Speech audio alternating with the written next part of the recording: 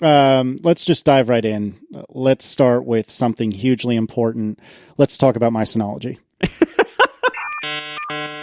A lot of people have written in and asked me with regard to my computer woes, and I'm putting woes in humongous air quotes there.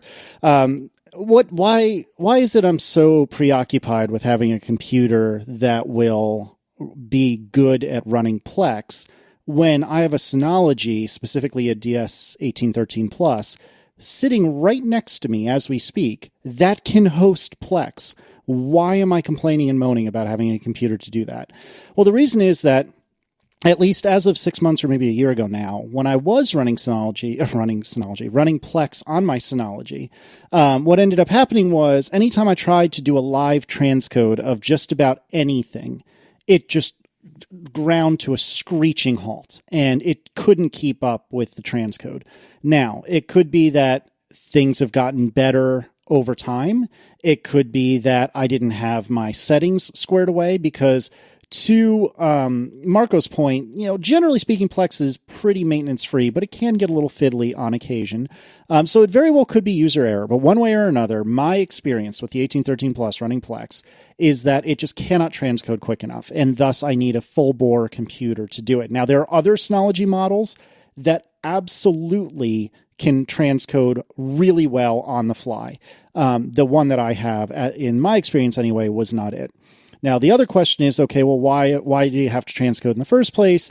Why don't you just, have MPEG-4 video or whatever it is all over the place? Well, let's just say that not all of my media is consistent, and I'll leave it at that. I could take Don Melton scripts and transcode everything, but that takes a long time because I don't have a trash can Mac Pro, and I'm too darn lazy. So that is why I'm not using Plex on my Synology. I have the same Synology, and it's not, it's a fairly wimpy CPU in there. It's not great at transcoding, but I haven't really run Plex on it. I use Synology's native video serving thing. Is that any good? It transcodes fine. Either it can't transcode it at all, which very rarely happens, but does occasionally happen where it just can't make heads or tails of it, and it says file unreadable or whatever. I mean, some error message is basically like, I can't make heads or tails of this. But most of the stuff that I find, some pretty weird stuff, weird MKVs of unknown origins, right? It transcodes them 1080p. You can't do anything fancy like scrub around in the video. All you can do is play from the beginning essentially, but it can keep up. It doesn't drop frames. So it could just be Plex is not taking advantage of the hardware in the same way that the thing that comes with Synology is. And in general, when I've looked at Plex and all the other sorts of things, Synology is I think they call it DS Video. They have an iOS app. They have a little server thing. My TV with no software installed, just the quote unquote smart features of my TV. It sees it just as a DLNA server. It's not fancy. It's not pretty. It doesn't show you the cover art for your things and have a bunch of metadata and do all the stuff that Plex does. But it has a fairly high rate of being able to play the video in a straight line from beginning to end as long as you don't touch anything. Oh, well, maybe I'll have to try that out. I mean, I freaking love Plex with all my being. I do like all the metadata it gives you. I do think, despite what Marco's experience has been, that it's very, very easy 99% of the time. The only problem with Plex is that you really have to name things the way they expect you to name things. But if you do, and you're okay with that, then you don't ever have to look at the names of anything because it's all... with the cover art and with the full metadata, just like you were saying, John, I really love it, but it may be worth giving this thing a try just to see. And I think it's the Play series, the DS214 Play is the one I can think of off the top of my head that the Synology makes that I believe has some onboard hardware to do some of this transcoding, but our Synologies do not. So just something to consider. I have one of those Play ones too, and it does claim to have hardware stuff, and you can turn it on. But I think when you turn it on, the hardware decoding, it reduces the amount of things that it's able to transcode on the fly. The hardware decoding is understands some particular formats and some particular bit rates or whatever. I don't know if that's true, but that's been my impression. Because when I check that checkbox, all of a sudden a bunch of other stuff doesn't play, and when I uncheck it, everything still plays fine, And so I don't see what the advantage is. It's not as if checking it makes something that I couldn't previously play better. Everything plays fine in software mode, so I just leave the hardware thing unchecked. If only the new Apple TV played MKV files natively.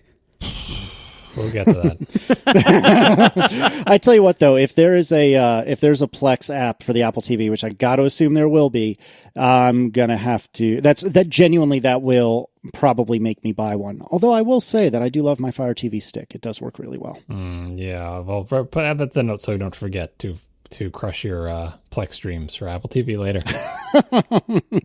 All right. Follow up, since you went to the last follow up item first. Now we'll out of order here, so we'll go to the first follow-up item second from Michael Hammond. He was the first person to point out that in the last show when I was trying to talk about the things that Apple is not going to do when they do the S revision of their phones. Like, it's not a total hardware redesign. It's just like the previous phone, but S-ier.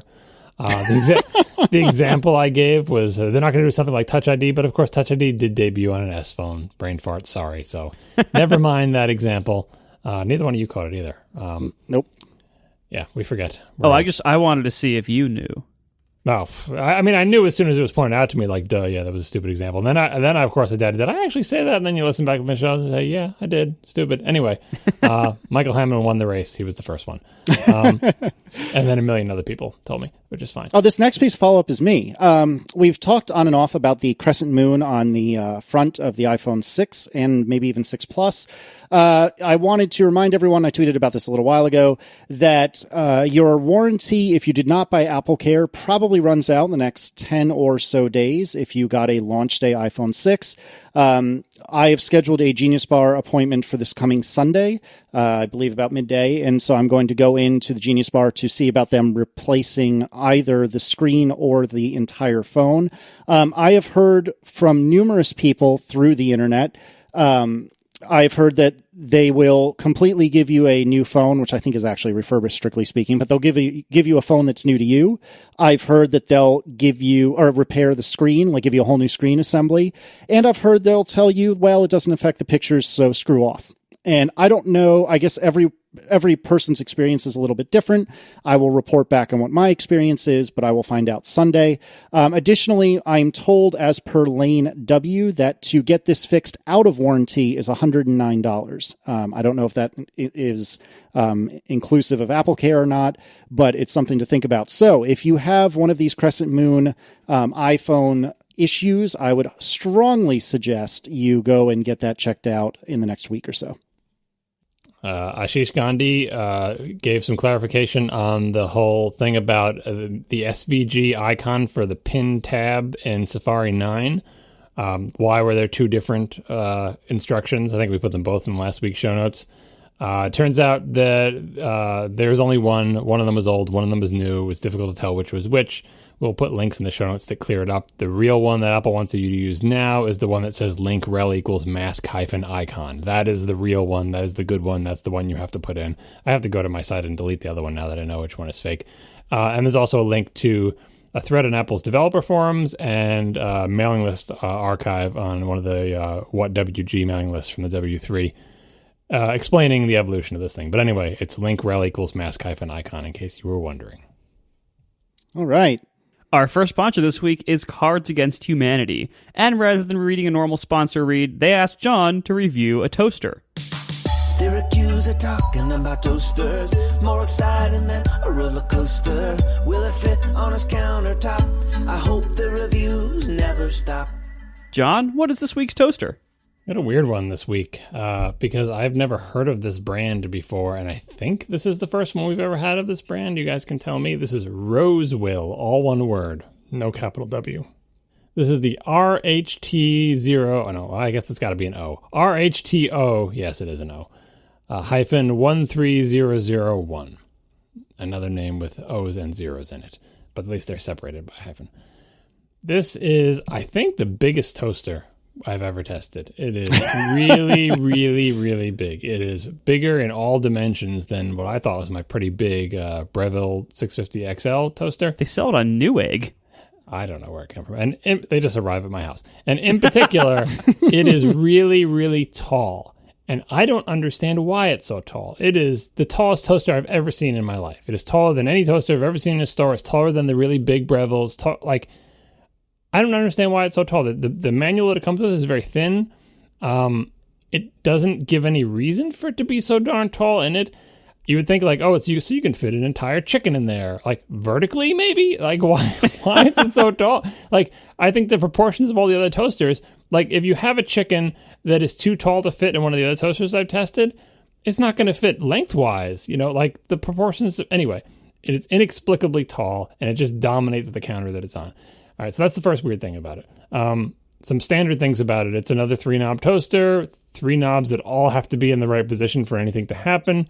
You've got a temperature knob on top that goes from 0 to 450, although the manual says it has a max setting. It doesn't. It just stops at 450. Anyway, turn it all the way to the right. Then you've got a function knob with toast on one end and like a warming function on the other, and then you've got a timer knob that turns to the right for a little ticking timer and turns to the left for the stay on mode.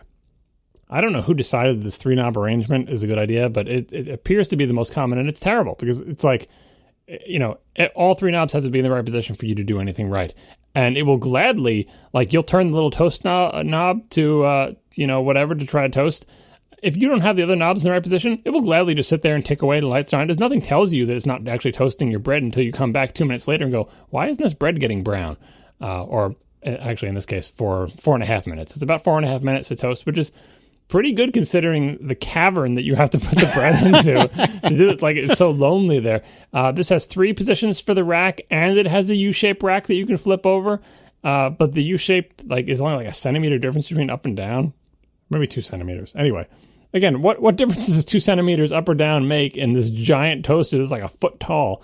I don't understand. It's got 2 unguarded elements on the bottom, 2 unguarded elements on the top. Crumb tray slides out reasonably well.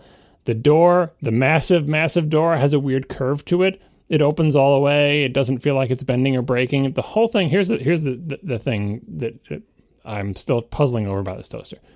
The whole toaster feels like it's not high end, so it's not like trying to be shiny or glossy or like have the controls feel good, but it's not chintzy either. Like nothing wiggles when it shouldn't. It's like exactly middle of the road, very sort of straightforward, Fisher-Price competent. Every part of it is not loose, but like it has an air of like competence to it. And I don't know, I'm associating it with this Rosewell brand that I've never heard of. By the way, it's apparently Newegg's generic brand. Just please don't email us. Yeah, that makes some sense, like in a Newegg style thing where like if you buy something from Newegg, it's like an off brand or like Monoprice, where it's like, it's not really name brand, but it's also not terrible. I don't know. It's very strange. So the knobs, they feel kind of gritty and a little bit stiff, but they don't feel like they're going to fall off in your hands. They do their knob job well. They have a little marking. They have little markings on them so you can see where they're pointing. They're just standard knobs. They don't do any of the terrible mistakes the other ones try to do. The door feels a little bit too big and too loose, but it doesn't wiggle. It doesn't twist in its thing. It just opens and closes fine. I still think the toaster is just way too big. And 4.5 minutes is like the sort of the average, a little bit too slow toaster. I think that's just too long to wait. But if you like to toast really big things, I guess really tall stuff, it does an okay job. Like for a giant toaster, like it just feels like a waste of space to me. But I can't find anything terribly wrong with it. In terms of the big toasters that take a long time to toast bread, it seems okay. I didn't look at the price this one. I always forget to look at the price because they just arrive, and I don't know. Like it's $100. Whoa! All right, now I've changed my opinion on this thing. This is not $100 toaster. Do not buy this toaster for $100. I'm gonna be like, if it was like $50 or $60, fine. $100, I would get the smaller Black & Decker 3-knob thing or something. Well, the $100 price does match up with what you just said about how it's kind of in the middle between low end and high end. Where, the high-end toasters like your Breville are like $180, and then we've had a lot of good ones that are like $40 or $50. Yeah, but I feel like the best $50 one we had is better than this because it's just so big and so slow. Like I just felt like the quality of it felt like using a Monoprice toaster. Like it's not name brand, it's not quite right, it's a little bit off. The plastic is a little bit of the wrong material. And like I said, the really long toast time, if you're going to use it mostly for toasting things, this is not the toaster for you. It's all black, which I think is reasonably tasteful after some of the weirder toasters that we had. Yeah, I don't know. Maybe you see it on sale. See it at woot.com for $80, pick it up. But really, take the measurements first. Go into your kitchen and measure it out and see if it'll even fit underneath your countertop. or underneath your cabinets because it is huge. Do you think maybe this is for somebody who wants to toast an entire dozen of bagels at once vertically? Like just stacking, like, you know. That's what I'm saying. Like, it has so much space, but it doesn't give you any, like, holders or anything to use that space. It also comes with a circular thing, like for pizza or whatever, which is weird because it doesn't even have much of a bump on the back of it. And the trays that it comes with are also sort of similarly middle of the road. It comes with a lot of accessories. It's got the big tray, that's got the thing that goes inside the tray, then it's got the circle thing. I don't know. This is inscrutable. Maybe I think we'll have to get more of these Roseville ones to get the number of this manufacturer. But $100 seems steep to me. And honestly, I don't understand a person. Maybe a giant person. Maybe like someone who is like an NBA player or an NFL player who's just much bigger than regular people. That this is a proportional toaster for them, and they just buy very tall bread. I don't know.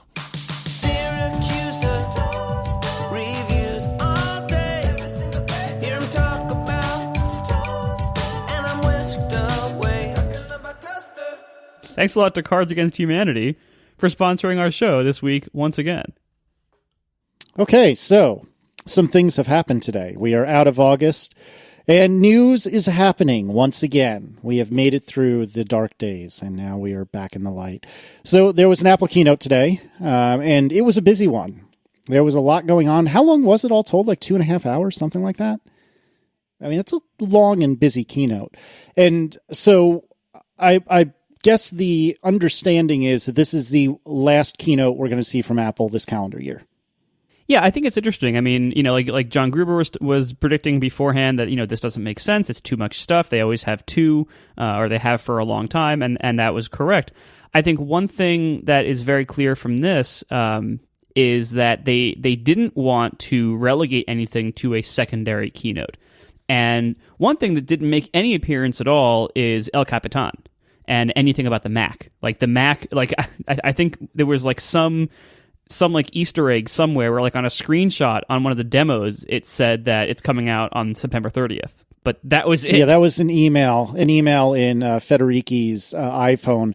And he was doing I already forgot the term, but he was doing like the quick look for the message. And it said, oh, it's coming out on the 30th. P.S. top secret. Right, exactly. So, like, but other than that, you know, there was really no mention of the Mac in today's keynote because honestly, there wasn't room for it. And I think maybe, you know, we keep waiting for Skylake, right? And we keep hearing Skylake is coming soon-ish. You know, anytime between now and 6 months from now, everyone keeps saying. I think this is kind of confirmation that either we're not going to see any Skylake stuff from Apple for the rest of the year, or it'll be so minor that it'll just be like a website update. You know. So I wouldn't expect much on the Mac front for the rest of the year besides the release of El Capitan. You know, maybe this 4K iMac comes out, but you know that honestly in this event there was no room for that. The 4K iMac is not a big deal. It's a mid-range product. It isn't a high-end product. It's not even really a redesign as far as we know. So, you know, the Mac is conspicuously missing here. But I think Apple really wanted to give a boost to their other things that aren't the iPhone. You know, they talked a little bit about the watch. We'll get to that. They wanted to launch the new iPad Pro and the new Apple TV. These are major new product launches that, as far as I know, I mean, I will have to ask people who've like worked for big sites. As far as I know, the iPhone event every year is always the biggest event audience-wise. It seems like way more people watch the iPhone event every year than the other Apple live streams. And so if Apple wants to give things the best chance, this is like, you know, going between Friends and Seinfeld. Like this is the slot that, like, you know, you can put anything in front of the iPhones at this event, and it'll get a lot of exposure, even more so than Apple's usual stuff, which is already a lot of exposure. So, you know, they wanted to give the iPad Pro, the Apple TV, and the watch the biggest boost they can leading into the holiday season. So it makes sense that they did it this way. However, I mean, I don't know about you guys. I am totally overwhelmed by this. I don't even know. I mean, I guess we can just go chronologically, but we're not going to be able to cover all this even in one show. I mean, our podcast is shorter than the keynote.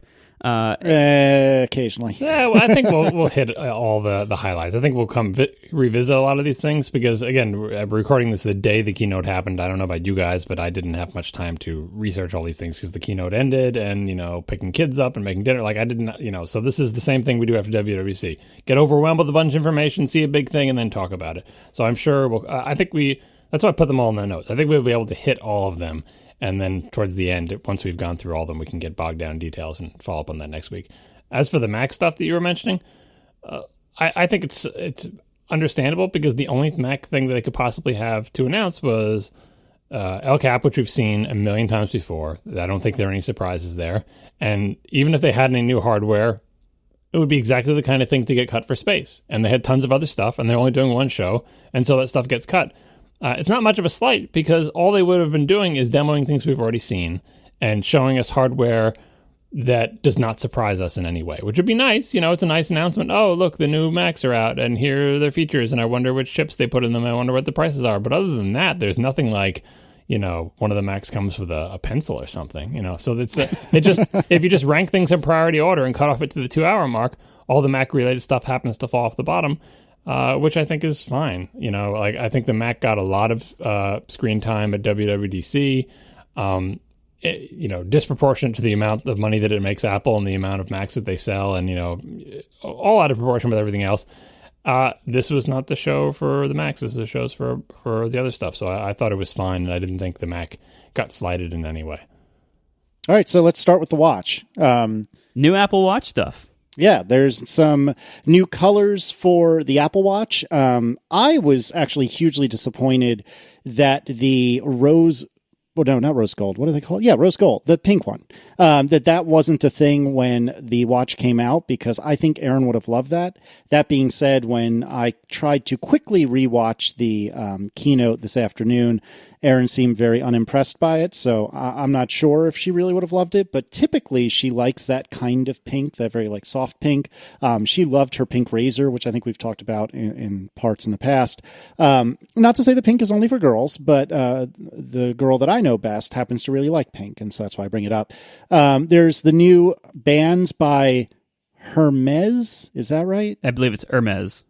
Yeah, you're right. Sorry, I was trying really hard to remember, but that's okay. I didn't know that before today. Neither did I. I would have said Hermes until today. Yeah, so there's new bands, clearly not targeted to me because I think the one that wraps double around your wrist looks absolutely ridiculous, and it seems like it would be a pain in the butt to put on. So obviously not for me. Pain in the butt to put on has no bearing on fashion. That's true. Second of all, yeah, I've been told by my expert wife that is very much in fashion right now. Yeah, well, did you see the giant cuff for men? Did you see that? Yeah, I don't understand that. It's like you're being shackled to your watch. Like this watch, the strap is not enough to hold it to my wrist. I need something bigger. Well, yeah, I mean, yeah, this is way beyond our understanding because this is high fashion and we are not high fashion. Maybe it blocks bullets. Wonder Woman.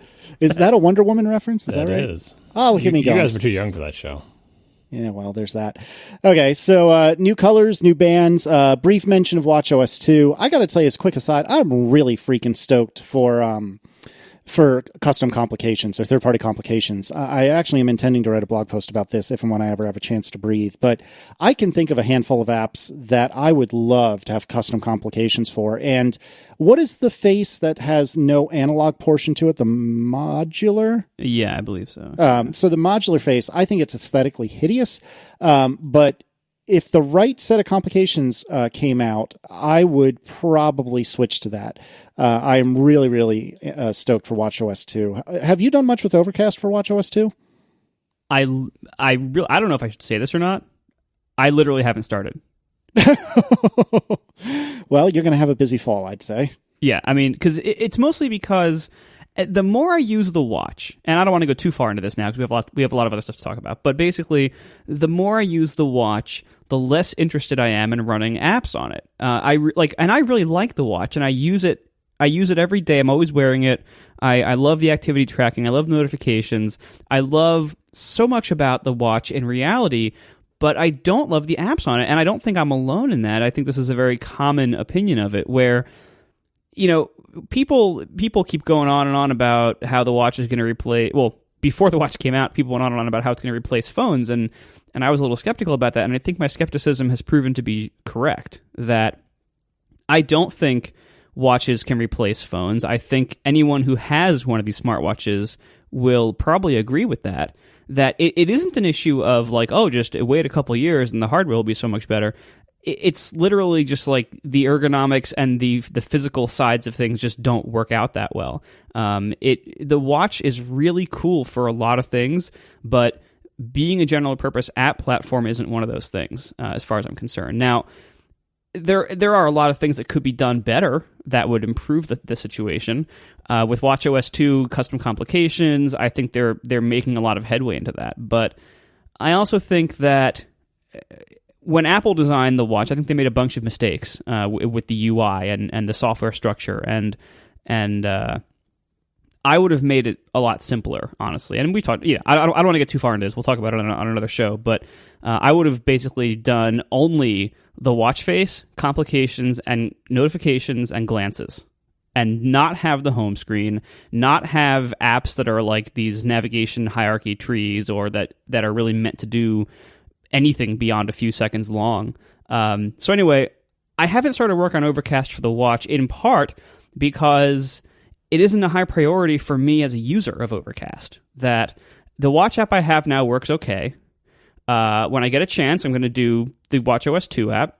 I'm not going to tackle trying to play things directly from the watch with no phone nearby anytime soon, because I looked into it at WWDC, and it's extremely limited in what you can do, extremely challenging, and I think honestly it would kind of suck the reality of moving these files back and forth. Like, how many people do you know now with the watch who sync music over to it and listen on Bluetooth headphones while they jog? Like, I don't know anybody. I mean, I know you can do that, and I know people want that, but I don't know anybody who's actually tried it and has wanted to do it more than once, just because it's so cumbersome to transfer data back and forth. And I mean, I barely even know enough people who have Bluetooth headphones who could even do it at all. But anyway, so I've been focused with Overcast on streaming, and getting 2.0 out the door. And so I'm working on that. The reality is almost all of Overcast's customers are using it on an iPhone. Very few of them even have an Apple Watch. Very few of them use it on the iPad. And none of them have an Apple TV yet. That matters. So that's where I'm focusing my efforts on the iPhone app right now. And then once I finish 2.0, which should be very soon, then I can branch out to these other platforms and start figuring out what might make sense there. But for now, I haven't even touched it. All right. Well, that's surprising, but I am curious to see how that goes once you start really digging into the OS 2 version. And I'm going to call it OS 2 forevermore because I want to. I mean, honestly, like, I hardly ever launch the Overcast app on my watch. I almost never use it. Like, I think that's kind of a problem for me as a developer. But I hear from people when I ask people who use the app. I hear from them similar things, that it just isn't as useful as we thought it would be for that kind of role. Now, for all the other things, for the things I mentioned, notifications, time stuff, watch face complications, glances, it's very good at those things, except glances. It's very good at the other parts of those things. If that's all it ever does, that's still a really nice device for a lot of people, myself included. I'm still very happy I bought it for all those reasons. If it never runs an app in like the typical, go back to the honeycomb screen, find the icon, launch the icon, do some things in the app. If I never do that again with the watch, I'll be fine with this product. That's interesting. There's not a lot of watch apps that I use, but the ones I use I do quite like. I really like Fantastical. I really like this Baby Connect app that we're probably not going to be using much longer because Declan's getting quite a bit older now. Dark Sky is good. Yeah, that's about it. When I'm traveling, there's some others that I use, but that doesn't happen terribly often. John, are you using any third-party apps for your watch, really? I don't use apps much either, but I find myself still forgetting and being frustrated by the fact that the watch is so much less useful without the phone. Like, if I don't have my phone in my pocket, I'm just wearing my watch. Oh, that's right. I'm not going to get text messages. I'm not going to see when, a new calendar. Well, I guess I'll see the calendar events if they synced, but the communication, like that it does all its communication through the phone, and that if you leave your phone at your desk and you go to a meeting, I will not see if my wife texts me something, and I forget that that's the case. I forget that because you start using it for those roles where it's like you're sort of on the wrist tapping you notifications of things going on. You start to believe that the watch is its own thing. You're like, I just need my watch. I don't need to take my phone out of my pocket. But then you're like, I don't even need my phone, and you do. So I'm looking forward to 7 years from now when it can do all those same things that Marco described, but not rely on the phone for all of them. And maybe it'll be more than 7 years. Because for that functionality, a lot of the times that's all I need out of it. I don't need to be launching apps on my phone or surfing the web. I just need to make and receive phone calls and texts and have an up-to-date synchronized calendar and maybe, do some basic lookups of contact information.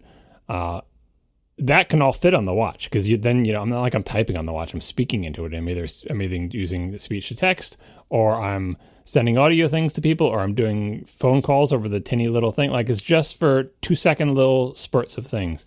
So that's the place where I feel the watch has room to grow. That, and also the thing that they've done here, getting back to the announcement, is I'm glad to see that they are branching out aesthetically, like that they're not going to, here's a bunch of watches you can get, and then, a year from now or 2 years from now, when we make the next version of the watch, it'll be a different fashion. Like that they're willing to play with it, that they have, more colors, more styles, more watch faces, and I think they should do even more of that. In particular, the watch faces, where they kind of like, oh, if you get this special band, you'll get this special watch face.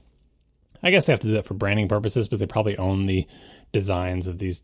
I don't know. Anyway, I think that's the next area that needs to open up is watch face, third-party watch faces, because all this type of customization makes people feel more of a connection with this thing. Like, there are so many varieties you can get now, and so many colors and so many bands, and I think they should let people have third-party watch faces as well, because that is an area, like Marco's like, he's not really enthused about making a watchOS app because he doesn't find himself using apps, but everybody uses the watch face. And if you were a designer, I bet you'd be really jazzed about a chance to make your own watch face, or even, so much so that even Marco might make one with like a watch hands that move out of the way so you can see the little date complication, or whatever. Like, it just seems like a fun thing to do, and play to the strengths of the watch. Right now, apps are not the strength of the watch, but who knows? With the watchOS 2, maybe more people will find more apps. Like, Casey's found a few. I found basically zero. Marco's found zero. If watchOS 2, after 6 months of development, can get me and Marco to have one app that we use all the time, that will be a victory for the platform. Yeah, I think that's fair. All right, anything else about the watch? Well, do you guys think so? So obviously, the big news with the watch today is that they added a ton of bands and new body colors. So they added you mentioned they added the rose gold sport, also the gold sport, right? Or is there's two? Oh yeah, you're right. I believe that's right. I think yeah. So they just doubled the number of colors in the sport line for the watch body. Plus they added the Hermes line. Plus they have like 10 new sport band colors. It's this massive number of new colors there. It's like more than triple. It's like triple the number of sport band colors that we have. Plus, there's now they totally remade the classic buckle. Now it looks like it's a little bit thicker. It's two-tone leather on the black, and they also added a brown version, which is very nice, at least in the picture so far. They basically just added tons of new watch options only a few months after the watch was released, obviously leading into the holiday season.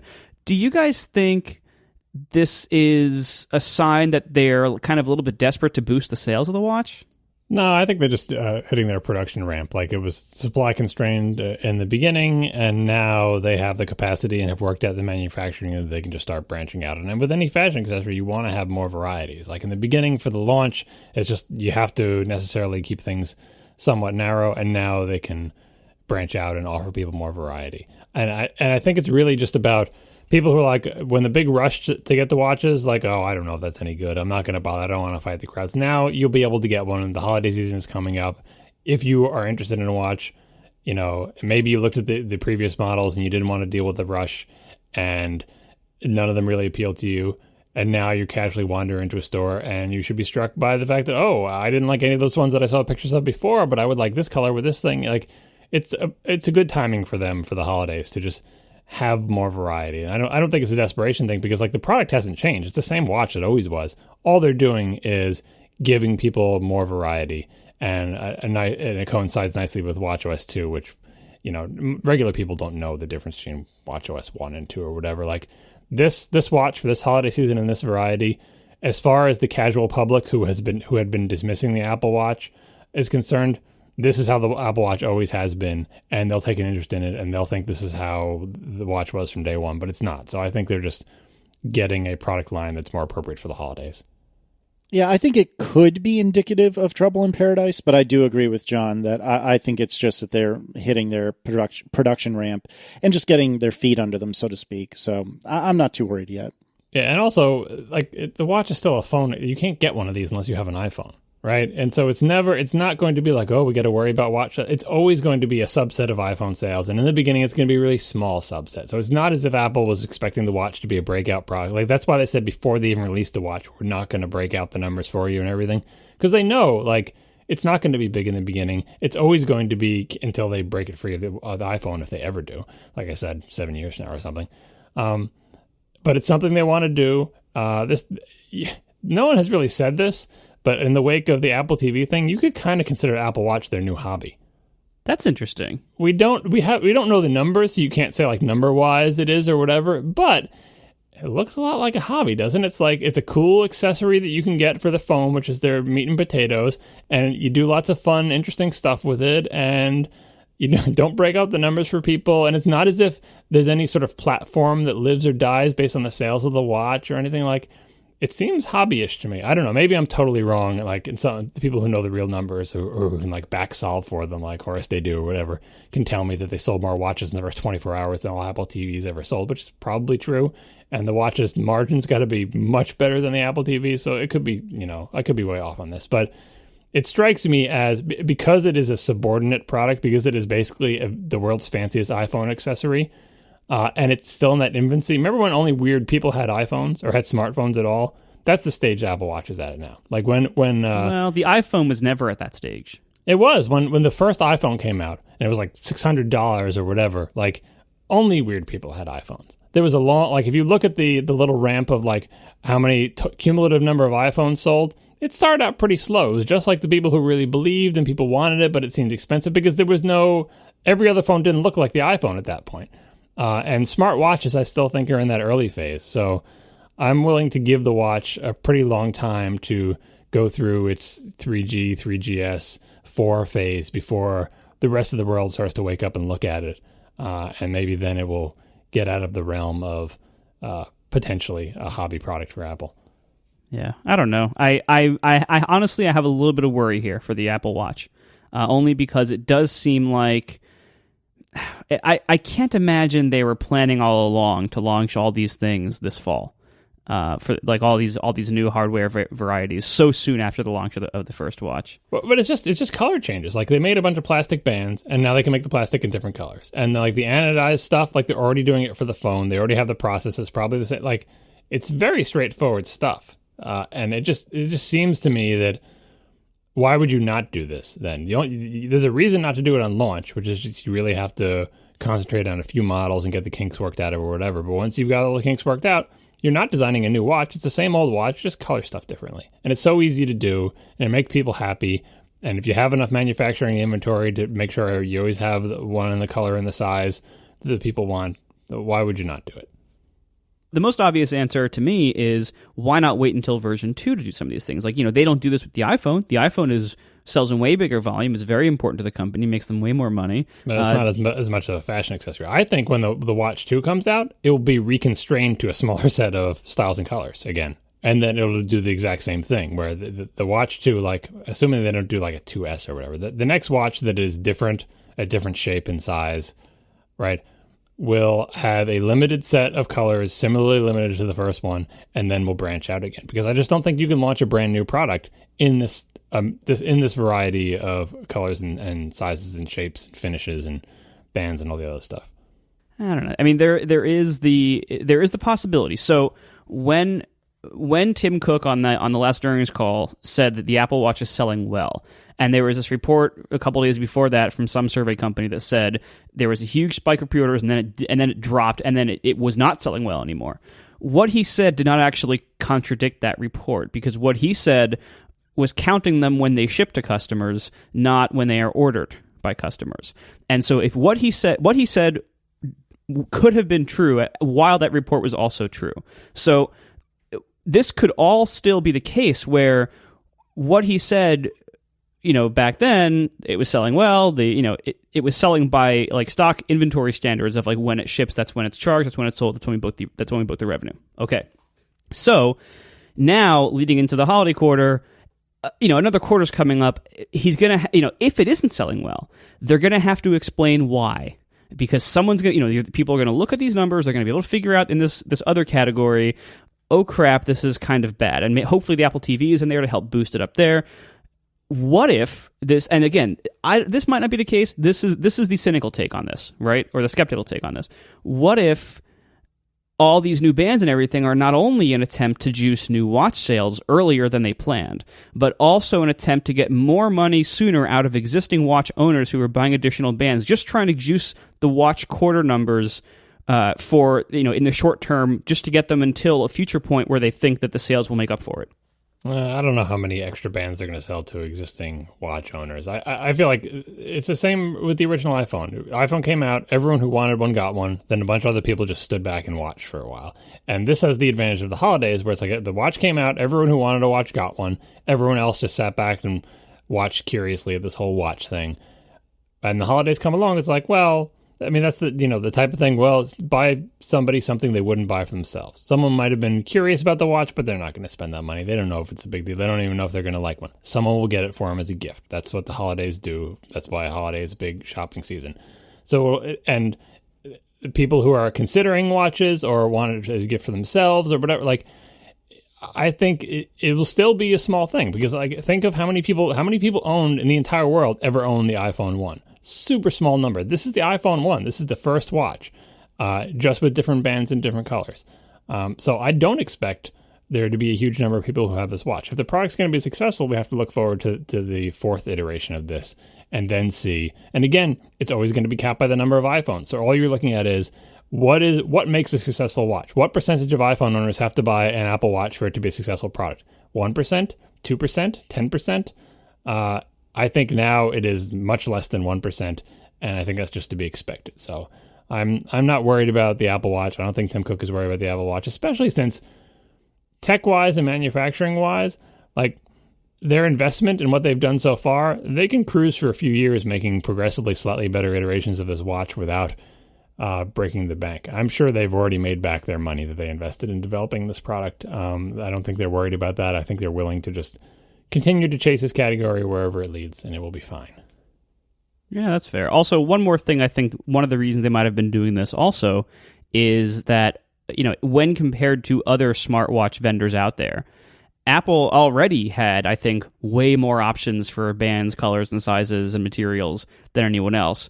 And now they've really taken a massive lead on that. Like, they already had the lead. Now it's a way wider lead where competitively, if you look at the Samsung Galaxy S whatever versus the LG whatever versus the Motorola 270 whatever, then Apple, like anyone who's actually comparing these side by side, which I don't think honestly is a big number, but anyone actually compare them side by side would be blown away by just how many choices they have from Apple's side, and it's more likely that they can find something they like on Apple's side. Yeah, and they're staking out the high ground. Like, Apple always wants the most profitable section of any business. And so the way you do that in anything that's remotely related to fashion is make sure you're the one that's seen as the, like, oh, we are partnering with this this fashion company whose name regular people can't pronounce that I've never heard. Samsung isn't, right? Or, like, Apple is trying to make sure that when all the dust settles, when someone thinks of, what is that fancy smartwatch that all the fashion people are into, that the answer to that is Apple. And so they're like, that's why they're doing, that's why they have the really super expensive gold one. That's why they're doing these partnerships with these fashion companies.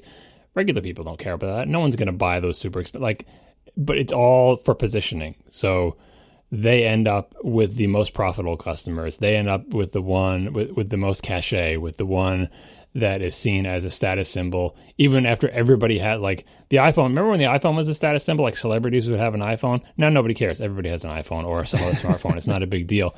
I think what they're doing with this fashion partnerships and stuff is trying to make sure that even after everybody has a smartwatch 5 years from now, no one cares. It's not a big deal, and they come in cereal boxes. That through these silly partnerships where someone sells you a strap of leather for $1,000 because it's got a particular name on it, that is still seen in the same way that regular fashion is. Who cares about these shoes or this dress or whatever? Like, fashion is always going to be a status symbol, and it's not tied to technology. It's tied to, exclusivity and who's got buzz and what's in style, and Apple's just trying to stay on top of that. They seem so much more dedicated to it than everyone else who's making smartwatches right now. Our next sponsor is Casper. Casper is an online retailer of premium mattresses for a fraction of the price. Go to casper.com/ATP and use code ATP for $50 off any mattress at checkout. Now, the mattress industry has inherently forced customers into paying notoriously high markups. Casper is revolutionizing the industry by cutting the cost of dealing with resellers and mattress showrooms and passing that savings directly on to you, the consumer. Casper mattresses provide resilience and long-lasting supportive comfort. Their mattresses are one of a kind. This is a hybrid mattress technology that combines premium latex foam with memory foam. So it has the benefits of both. You have the nice soft support of memory foam, but the latex foam blended in reduces the memory foam's downsides that a lot of people cite, like that it's too hot or it doesn't feel right, it doesn't bounce right. So you get the benefits of both. Just the right sink and just the right bounce. This is obsessively engineered to provide this balance. Now, this is also at a shockingly fair price. Mattresses can usually cost well over $1,500 for a good one. If you've ever bought a mattress before and tried to get something good, you will recognize these prices as pretty much insane. Casper mattresses cost $500 for a twin, $750 for full, $850 for queen, $950 for king. They even have a twin XL for $600 if you want it in there. Now, Casper understands that buying a mattress online can have you wondering how this is all possible. And, do you even want to buy a mattress online? This is obviously a big question. They know this, right? So they've made it completely risk-free. They have free delivery and easy returns within a 100-day period. It's that simple. Now, lying on a bed for 4 minutes in a showroom has no correlation whatsoever to what is the right bed for you. Now, they know this. You can try this in your home for 100 days, totally risk-free. They know that truly trying it out in your home is really what matters. That's what you need to know whether it's right for you. So check it out, casper.com/ATP. Risk-free trial and return policy. Try it for 100 days. Free delivery, free returns. These mattresses are obsessively engineered for just the right sink, just the right bounce, and they're made in America. So check it out today, casper.com/ATP, and use code ATP at checkout for $50 off any purchase. Thanks a lot to Casper. All right. Federico Vitici's time has come. The iPad Pro. I believe I heard screaming from the mountaintops of Italy when this was finally announced. I am really intrigued by it. There is no damn way I'm going to carry around a 13-inch iPad. As someone who actually prefers an iPad mini, I just don't see myself wanting a 13-inch iPad. That being said, it is intriguing if for no other reason than it's a remix of all the things that came before it. It's a remix of the Paper app, it's a remix of the Paper Pencil, and it's a remix of the Surface. But we have in the show notes the A9X, so I assume, John, you'd like to start by talking about that. Really? That's what we're talking about first? I just threw it in there. Like, it's our way into talking about the A9. And it's just that Apple continues to rev its CPU lines in ways that we were accustomed to on the desktop and laptop years ago. And now these low-power tablet and phone chips are following the same trajectory. And I think a lot of regular people are wondering, like, why is the iPhone and iPad CPU like getting twice as fast every year, but my MacBook CPU does not get twice as fast every year? And the answer is that the iPhone and the iPad CPUs are playing catch up. They started out way, way, way slower than your MacBook, and they're catching up to it. Once they do catch up with it, they will not be doubling anymore. Like, there's no magic here. There's potentially a little bit of advantage of Apple controlling all this stuff, and that's something we'll get to in another show related to that we'll talk about. But that's why they're doubling. But anyway, Apple continues to put out those graphs like, look how much faster our CPUs and GPUs have gotten in our iPad. And it is impressive. Like, their GPUs are better. And, it was like 22x CPU increase and 360x GPU speed. They started out so darn slow. Like, that's the magic of that graph. Like, because if you just look what the axes are labeled and look how slow it was. Yeah. So anyway, they're still getting faster. The interesting thing that Apple didn't compare the iPad Pro to and didn't compare the A9X to at all was any of its own laptops. Because at this point, I feel like this thing has to be faster than at least some laptops that Apple sells. Don't you think? Like, in both CPU and GPU or some kind of synthetic benchmark, that you come up with that this thing is going to be faster than like an 11-inch Air or something. Well, and also, I mean, compare it to its most obvious alternative, the MacBook One. I mean, I would guess it has to be faster than the MacBook One at certain things. That might be a horse race, depending on what you're testing. Maybe in GPU speed. I don't know. But anyway, that aspect of it certainly fulfills the pro aspect. The A8 was pretty darn fast anyway, and the A8X, the A9X, like this is a worthy processor, I think, for the iPad Pro. Is it the first one that would have been powerful enough? Because here's the two things about this.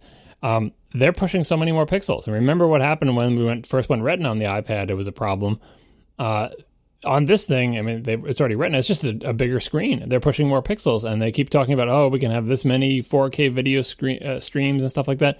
You have to have a pretty beefy GPU in there just to do basic things with this many pixels. Look at what happened with the iPhone 6 Plus, where it seems like it was just a little bit underpowered, and they had like the weird double-size screen that they shrink down to fit in the number of pixels and stuff. I'm hoping they avoided all those compromises with this thing just because they have so much more room to do everything in here. So the CPU, GPU part definitely seems pro to me. Yeah, I mean, there's a lot about it.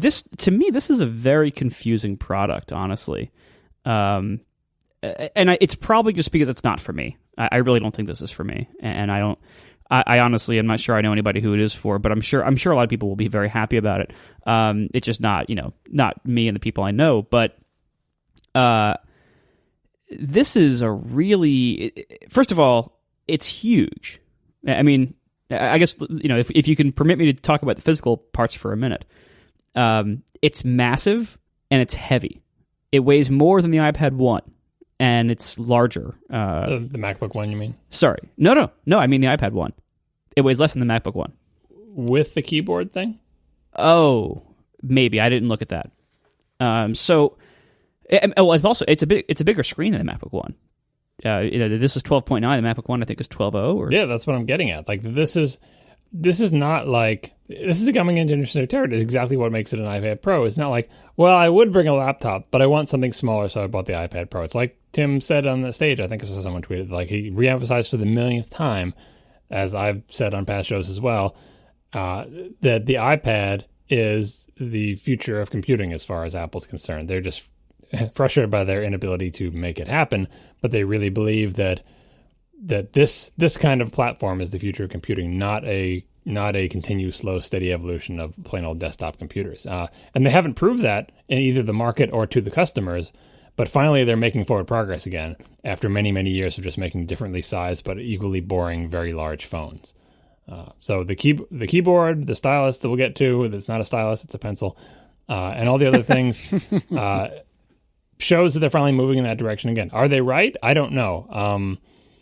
But you have to see this thing through. Like if you really believe that this is the way that most people will be doing most of the things they do with computers in the future, then you have to make products that prove it. And so this is the first attempt.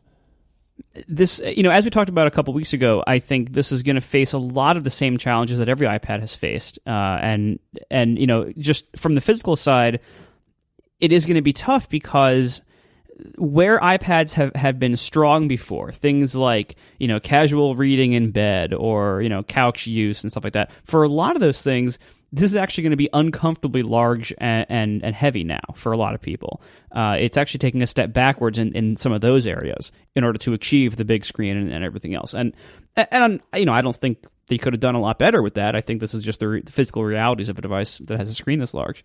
So there's going to be some challenges there. But also, ergonomically, obviously this is made to be used with the keyboard probably frequently, I would say. I don't know about that because it has, didn't they emphasize the full-size on-screen keyboard as well? Well, they gave it a couple seconds, but... I know, well, so that's a piece of follow-up that we skipped this week, but someone saying that, I think it was a teacher saying that the students prefer the on-screen keyboard because physical keyboards don't have the same sort of, I think he was saying they don't have the same sort of autocomplete type stuff or whatever. I think a generation of people who grew up tapping on glass to type, it may not be that crazy that they would prefer the on-screen keyboard. Getting to all the physical things that you're talking about, we'll talk about this in the end, but like whether I'm going to buy one or whatever, even though I've been so gung-ho for the iPad Pro and I think this is a great product and it's going to be, artists and other people who really need a big screen and want the pencil and everything people who write applications for those people, it gives them their first real shot to sell pro apps to pro people using pro hardware. It's still kind of two things in one here. The two things are, first, make a bigger iPad so people don't feel so constrained. Give it, for the people who want a big screen to do things, you need more pixels, you need more detail, and with a precision pointing device. And second, let the iPad do more complicated things with the keyboard, with the split screen or whatever. And in this product, they are tied together. It's gargantuan. It's way too big for most people. It's not going to sell well because it's just too darn big, like Marco said. But all the features that are in this, if you put them on the iPad Air 2 size device, equally valuable to people who like that size device. And I think you can shrink even all of them down maybe to the mini if you make it a little bit bigger, except for maybe the keyboard. Like, I feel like everything that is staked out by this product, all the functionality, even the little side port thing, and all the OS features and all the software that's going to be written to it, that is all valuable at sizes less than gargantuan. Unfortunately, this first product, or fortunately for the people who are interested, this is gargantuan plus all the fancy features. And I think every single one of these fancy features can and should trickle down to the extent possible allowed by the sizes. And I think that will eventually solve most of the problems that you're talking about, Marco, because I agree with you. This thing is really big. I want an iPad Pro. I want this product. I don't know if it's too big for me. I don't know.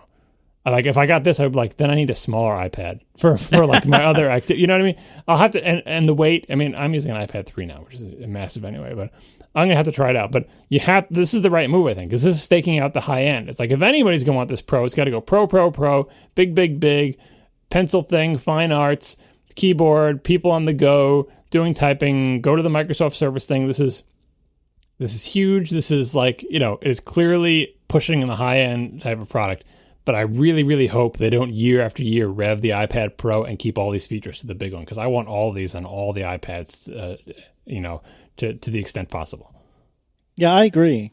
I was thinking that I would really kind of like to have a keyboard cover for my iPad mini, which kind of disgusted me because... Trust me, you don't. Yeah, it kind of disgusted me because I realized that's a terrible idea. But that was my gut reaction was, man, that would be kind of convenient for like when I'm traveling, because occasionally I'll travel and not want to bring a 15-inch MacBook Pro, but want something that I can type on to like write emails or something like that.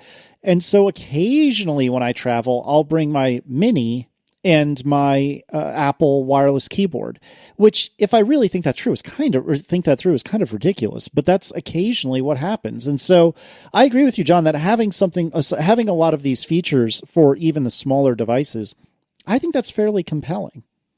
Yeah, or even like the split screen stuff, which they're confining possibly for CPU reasons, possibly for RAM reasons. Like, just everything about this, it's still 2 gigs of RAM, I think. I don't know if that's been determined, but anyway, the fact that it used to just be the Air 2 that had 2 gigs of RAM, and that extra RAM really makes the existing boring pre-iOS 9 iOS experience so much better, just because your crap isn't all gone when you switch applications. Like, those type of hardware-based compromises are going to leave on the high end first. Are they going to, this CPU and GPU can be faster and hotter and bigger, and they can put a huge battery in here, and this can have the most pixels, and it can handle the whatever they're doing for the pencil stuff, and all those things should trickle down as eventually the iPad Air 2 class machine can also handle all of that, and eventually the mini class machine can handle it, and maybe the mini will get a little bit bigger, and maybe the keyboard will be bigger than the device, because you can't have a keyboard that small because it's insane. And I think the most exciting thing about it is, well, I would say the most exciting thing is the addition of a rotation lock button, but I don't think that's there. But anyway, the fact that Apple actually went in the opposite direction for once. Instead of slowly removing every possible button from the device, they added a new thing. It's not really a port, kind of, but they added 3 little buttons on the bottom. That's a new connector. It's like, that is that's a pro feature. You can connect other stuff to the thing with the thing. There, baby steps here, right? They didn't add USB ports, right? There's no SD card slot. But if this is the future of computing, they have to eventually figure out in what ways are we going to allow this to be expanded and hardware accessorized. If you let it be expanded every way that a PC can be expanded, you're just repeating the sins of the past and just recreating the PC in a different form. And I don't think Apple wants to do that. So they're being cautious, but I like seeing them move in that direction. I like this not just being a Bluetooth accessory, right? Why is it not Bluetooth? Because the Bluetooth accessory is crappier. The Bluetooth thing has to have batteries, and you got Bluetooth flakiness, and it's like this We don't have to worry about that. It's powered by the thing. We have a giant battery in there. We can make the cover itself thinner, although it still looks kind of like a hunchback when you close it because it's like thick on one end and kind of gross. But anyway, Generation 1 product. I am excited. That was the most exciting part of the reveal thing was when they showed 3 little dots on the side. I'm like, that's a new port.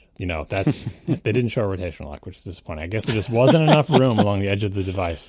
They needed room for all those giant empty chambers around the 4 speakers. One of the big things about this, I think, besides the size, obviously, I'll keep harping on forever.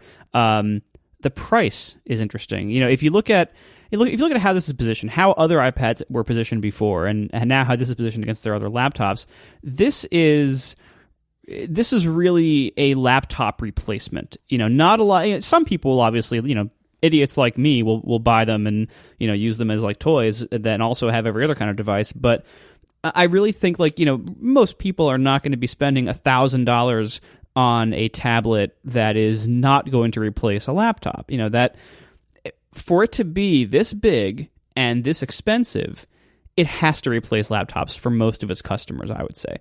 And maybe that proves to be wrong, who knows, but that's probably how it's going to go. I would also expect a much more laptop-like replacement cycle, although I think we're seeing that in most iPads, actually. So the big thing to me is, software-wise, are there a lot of people, I know this is not going to be all, but are there a lot of people for whom this can replace a laptop better than any other iPad? Obviously some people could get by with the other iPads just fine. The people who couldn't, how many of them will this be good enough for where the other iPads weren't? I'm thinking of this replacing a desktop for the first customers.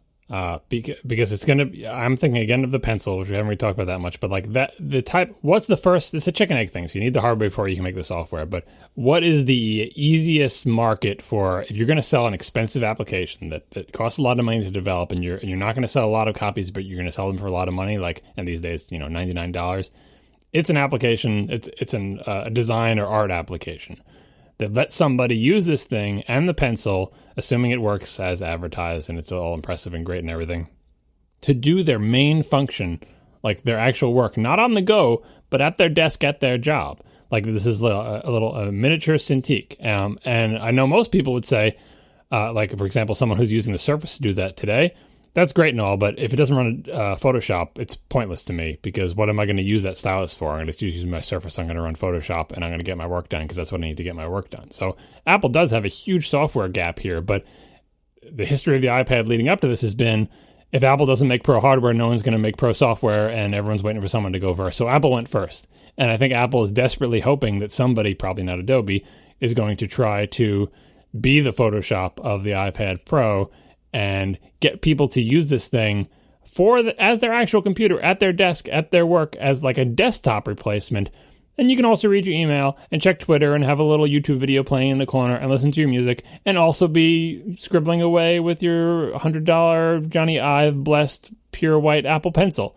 That, I think, is the vision for this product. It's not a reality, because if you buy this thing, there's no application you can buy to do that stuff. But, Apple wants there to be, and they showed AutoCAD and all these other things. So I'm hopeful, but I see where this product can go.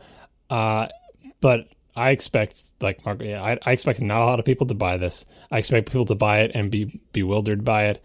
And I just hope that everything that this product embodies, more power, more RAM, more ports, slowly spreads to the rest of the iPad line, because that will finally differentiate. What is the difference between an iPad and an iPhone? Is an iPad just a big iPhone? This is not a big iPhone. This is like the farthest thing from a big iPhone ever. So kudos to Apple for doing this, and I hope the next few years is as encouraging as this announcement is to me and Vitici and maybe 5 other people.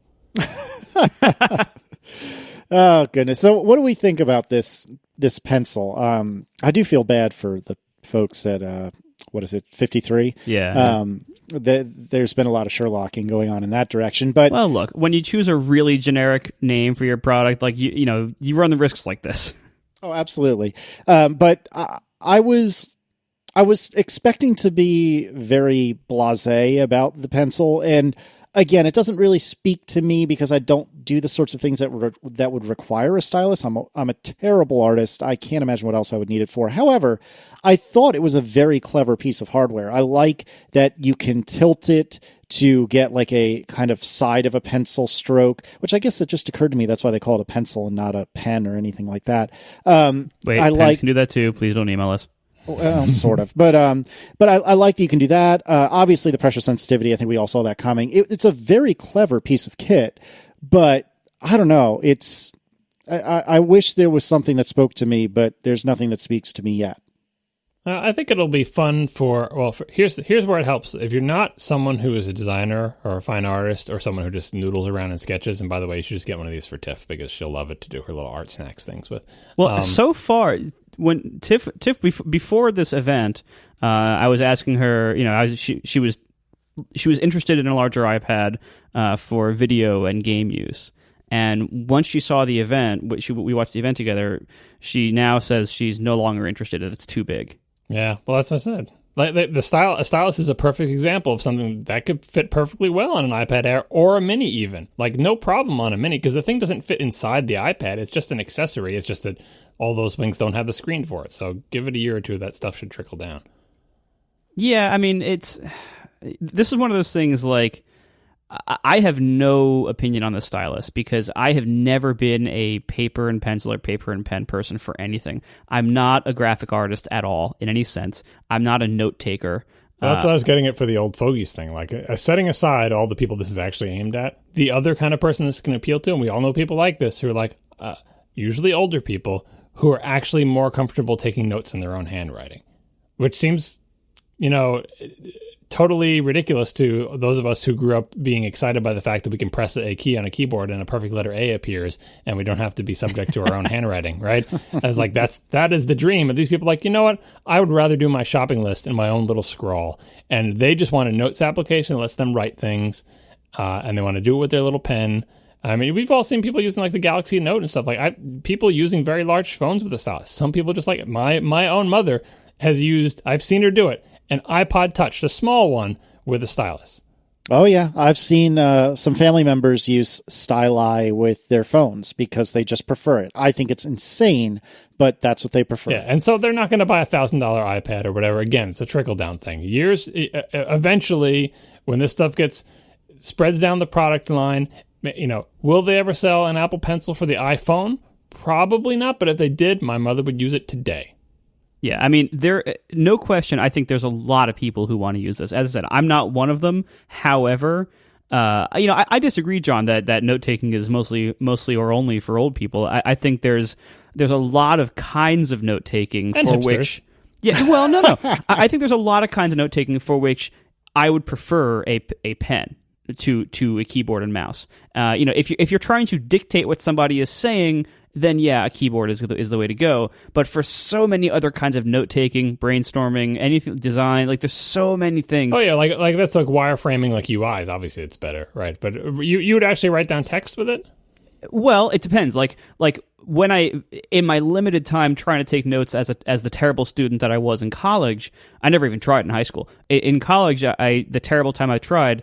Like math, I would definitely take math notes using a pen, not a keyboard. Because that's not typing. You got to do it's like practically drawing. Right. That's what. And there's like even computer science. I think I would probably like. There's so many note taking to me is different from just transcribing what somebody is saying. That's So you're not note taking is not typing, but like you see people when they have conference talks, they'll try to like summarize the conference talk as it's going on. They'll draw little pictures and put words, and it's a multimedia thing. Like, yeah, I see what you're getting at. Although I think you probably have better handwriting than I do because I feel like when text is involved at all, like I need the Eat Up Martha feature. I needed to turn my scrawl into actual readable text, so I never have to see my handwriting again.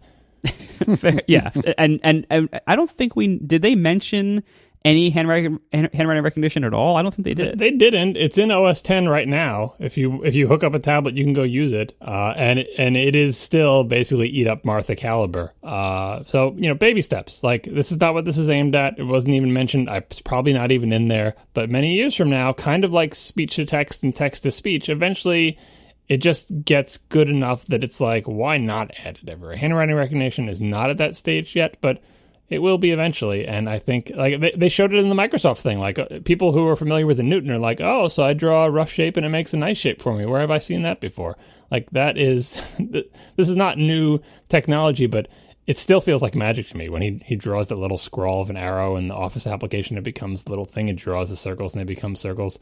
It's kind of the bad kind of magic, and you can never tell really what it's going to do, and half the time it doesn't work. But that's a glimpse of the magic future, that someday, if that worked as reliable as speech to text does now. I mean, when I was a kid, I could never have imagined that speech to text would be so boring that did anyone see, we'll get to Apple TV in a little bit, but like the Apple TV Siri demo, and like, there's no way it's going to understand my voice like that. We've all used Siri. Like, it's not great, but it is complete magic by the standards of like, you know, a kid of the 80s. Like when we were like, imagine if just like every device with any amount of computing power, like you can talk to it, your watch for crying out loud, you can talk to it and it will do a passable job of figuring out what you said and putting it in text. That is amazing. And that is the magic of like the cost of that feature going down to zero.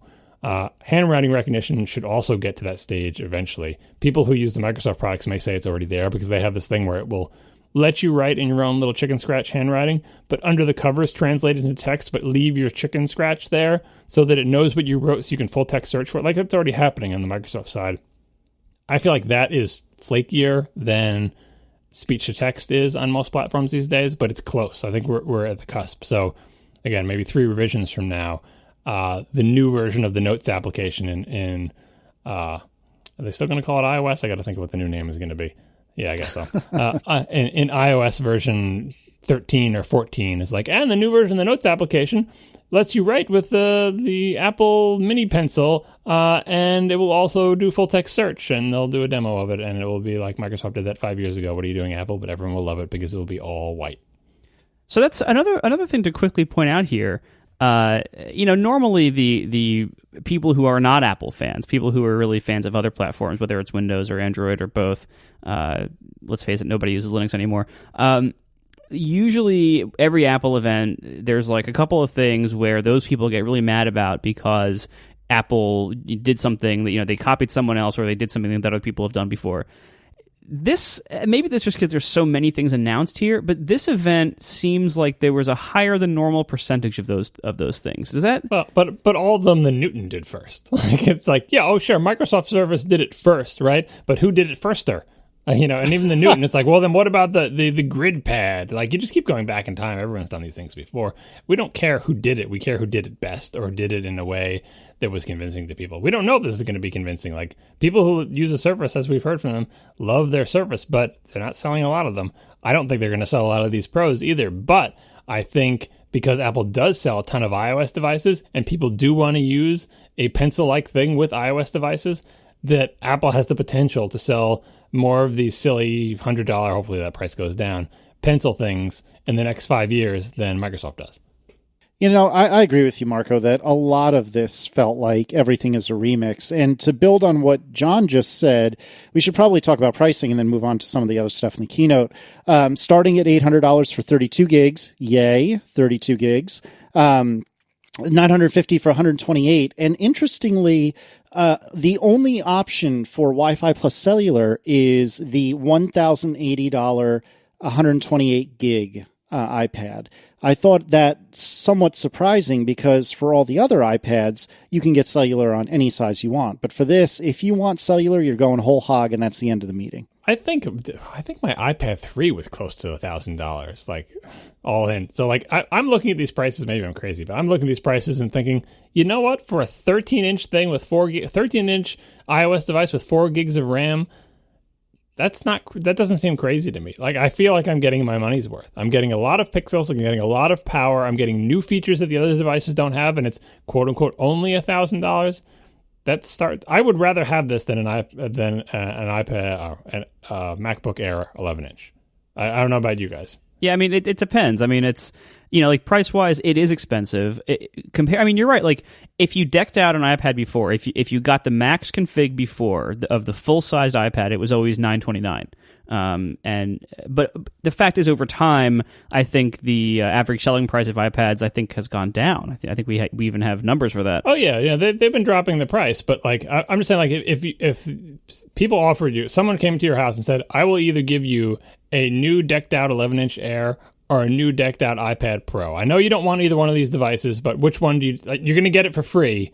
Pick one of them. Wouldn't you all pick the iPad Pro just because it's more interesting? Yeah, probably, but we're not normal. I don't know. I mean, it's certainly cooler. It's certainly it's certainly more specialized, and that's the problem. Like I mentioned last episode of the one before, how I was kind of disappointed that a lot of Apple's products keep getting more specialized, and that it used to, the answer to the question of who is this for most of their products, 5 years ago, the answers to that were very broad. Whereas you could use, almost everybody could use almost any of their computers for almost any purpose, and it would work pretty well. The definitions were more broad. Whereas now, I think we're seeing a lot more specialization from Apple products, and by nature, that is exclusionary. It's not like this is. It's not exclusionary though. It is making more different products for more different people. Instead of saying we make 3 computers and the entire world is going to pick one of our 3 computers, they're like, some people don't even want a computer. Some people want a phone. Some people want a small phone. Some people want a big phone. Some people want a tablet. Some people want a small tablet. Some people want a big tablet. Some people want a tablet with a stylus. And so each individual product is more narrowly focused, you're right. But I think they're covering more of the spectrum. This is just, it's the whole, as the cost of compute drops to zero, like that becomes less of a factor. And it's just like, what are the needs of the customers and how can we meet them with lots of different products? Nobody needs all of these products. It's the same thing with the big phones. Some people just wanted a big phone. Some people have a big phone and they're like, you know what? I don't need a PC or a laptop. Everything I do is fine on my big phone. I do all my web browsing on it. I do all my buying. I do all my things. I watch my Netflix on it. I don't need a computer anymore. Does that mean that, that phone is for fewer people than the laptop was? Yeah, kind of, because if you just sold everyone a PC and it was this general purpose thing, you can do everything on a PC, that will, suit everyone's needs. But some people would rather just have a really big honking phone. And so I think this diversification is natural. Are you uncomfortable because you feel like any individual product now has a narrower range of people that it appeals to, and you still would rather them make a smaller line of products that appeal to a wider range of people? Well, okay. So stepping back, I think I agree with you. You're right. This is not exclusionary. So you're right. Having more products that covers more of the market, that's a good thing, for inclusion. However, I have 2 worries here. Number one, I do worry that Apple is very much a fan of pushing things forward and killing old things or ending support for old things. And so if I see them launching major products in a direction that is really at odds with my own needs, I get worried from that point of view that the things that serve my needs are going to be ended at some point in the future. So anyway, besides that though, I do think I think they have a severe problem right now of that their product lines are just really big. There are so many different models of everything. There's so many little and big variations that you can order with any product line. There are so many product lines now. So this has a number of challenges. One of them obviously is that they are stretching their resources really thin in a lot of areas, especially things like engineering and quality. They stretch these things very, very thin. They don't have as big of a staff as everyone would assume a company of that financial resource would have, and they really, it seems like they're like waging a war on all fronts with relatively small resources. So I'm a little worried about that. I think they're being kind of smart with the sharing, because it's kind of like, the restaurant where you realize everything they serve is a combination of 5 different ingredients, right? And even though they have 27 dishes, you're like, wait a second, this is just ingredient A plus ingredient B plus ingredient C and different combinations. I think they're doing a pretty good job of sharing, because, for a long time they did too much sharing, where the iPad really was just its iOS and it's a device and it's a bigger screen. But like the Core OS, Darwin, the kernel being shared across all their stuff, and then up the stack, Objective-C, Swift. The fact that the Mac is a little bit of the odd man out at these times, because everything else is kind of like an iOS variant. And although they're trying to put a brave face on tvOS, watchOS, and the inevitable lowercase Mac OS, which will make me sad. that they're giving it different names, but that's basically the same OS. Like they've done a pretty good job of having a core technology stack and a core manufacturing stack. We make solid aluminum-backed machined things with lithium-ion batteries and screens on the front and camera. Like how many?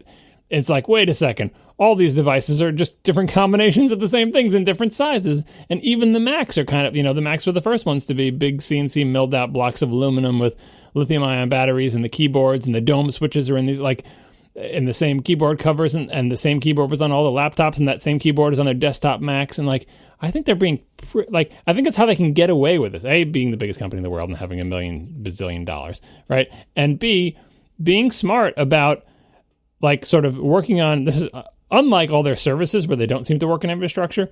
They work on infrastructure of, like, can we get really good at machining aluminum and polishing and finishing it? If we can, do that everywhere. Do it on the watch. Do it on the desktops. Do it on the tablets. Do it on the phones. Do it on the big phones, small, like, just everywhere, right?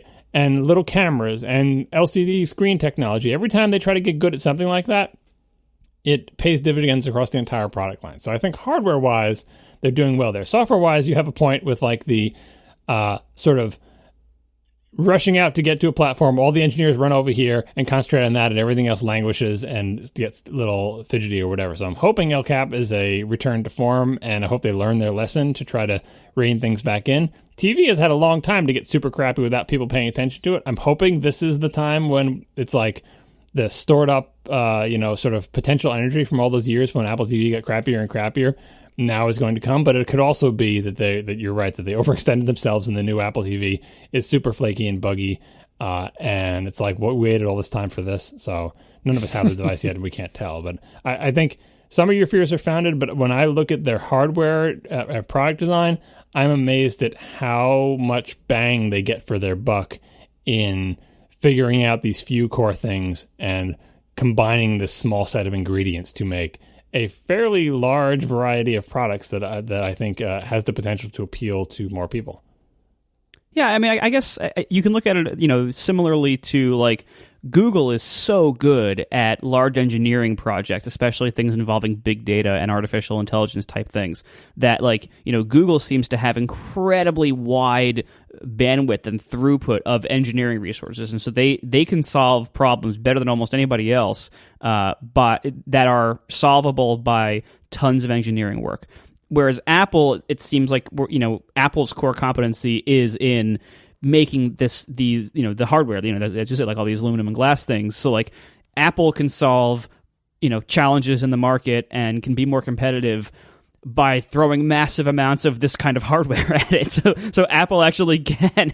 And also, like, the OS, don't you think? Like, the frameworks, they're pretty good at that, like making sure their software is responsive, making sure their frameworks are performant, trying to share frameworks across, like, AV Foundation, things across iOS and the Mac, and those same things are on the phone or on the watch. Like, that is also a good and clever use of resources. Once you get into the software, you could say, oh, yeah, but their actual applications are crappy, or, yeah, but the people writing code against those frameworks are doing a bad job. But I think in general, like, compared to Google, Google took a long time to get Android sort of up to snuff where Apple started out in terms of prioritizing responsiveness of the UI and making it look nice and having consistent and understandable interface paradigm and all that other stuff. So Apple has strengths in that area too. It's just sort of towards the edges when you get into, okay, you've got good hardware, you've got a pretty good platform, your language and IDE and everything seems pretty solid. Your frameworks look okay, except for the first year one of them comes out, then all the frameworks are crappy. But the second year, they're all good.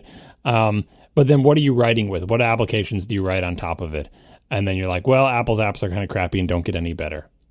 And third-party apps aren't allowed to do interesting things. And you get into complaints in that realm. But I think Apple's strengths are pretty broad, definitely in hardware. I think definitely in OS and kind of in frameworks. And in applications is like the edges where things are fraying at this point. Our final sponsor this week is Fracture. Fracture prints your photos in vivid color directly on glass. Go to fractureme.com to learn more and use coupon code ATP15 for 15% off your first order. Now, Fracture prints are awesome. I have a bunch of them around our house here. I've sent some to friends. I just recently sent one as a gift. They are so great. So basically what it is is it's a really, really thin, lightweight piece of glass. On the back side of it, shining through to the front, is printed your photo in vivid color right on the glass. So it looks like your photo is printed on glass, but it has the nice gloss from the front glass right in front of it. So it's really, really nice. And it's thin and lightweight, bonded to a little bit of foam board so you can mount like a picture hanging nail in there. So you don't have to worry. Like I know Gruber was talking on his podcast this week. Like I have the same stresses of like I don't like hanging large, heavy framed pictures on my wall because I'm always afraid they're going to fall off and tear the wall out and shatter or make a big hole everywhere and make a big mess. Fractures are very thin and light, and so I don't have that worry with fractures. And you don't need a frame. You don't put a frame around these. They are a finished product. You get them from Fracture and you hang them on your wall. There's no messing with frames or paying a lot for custom framing. There's nothing like that. You just get it. It's a finished product. Hangs on the wall. Prints edge to edge directly on glass, and it looks fantastic. And John, you got some Fractures, right? Yeah, my wife had this idea, and it was a good one. I don't have any applications like Marco, because Marco's got his app icons on Fractures up on his walls. But I'm on a bunch of podcasts, and so she said, Podcast Artist Square, why don't you get little fractures of all the podcasts you're on? And so I did, and they're cute, and I have them up on my wall, and I have 7 of them, actually, because one that Marco and Tiff sent me is a gift. It's a picture of us live recording ATP.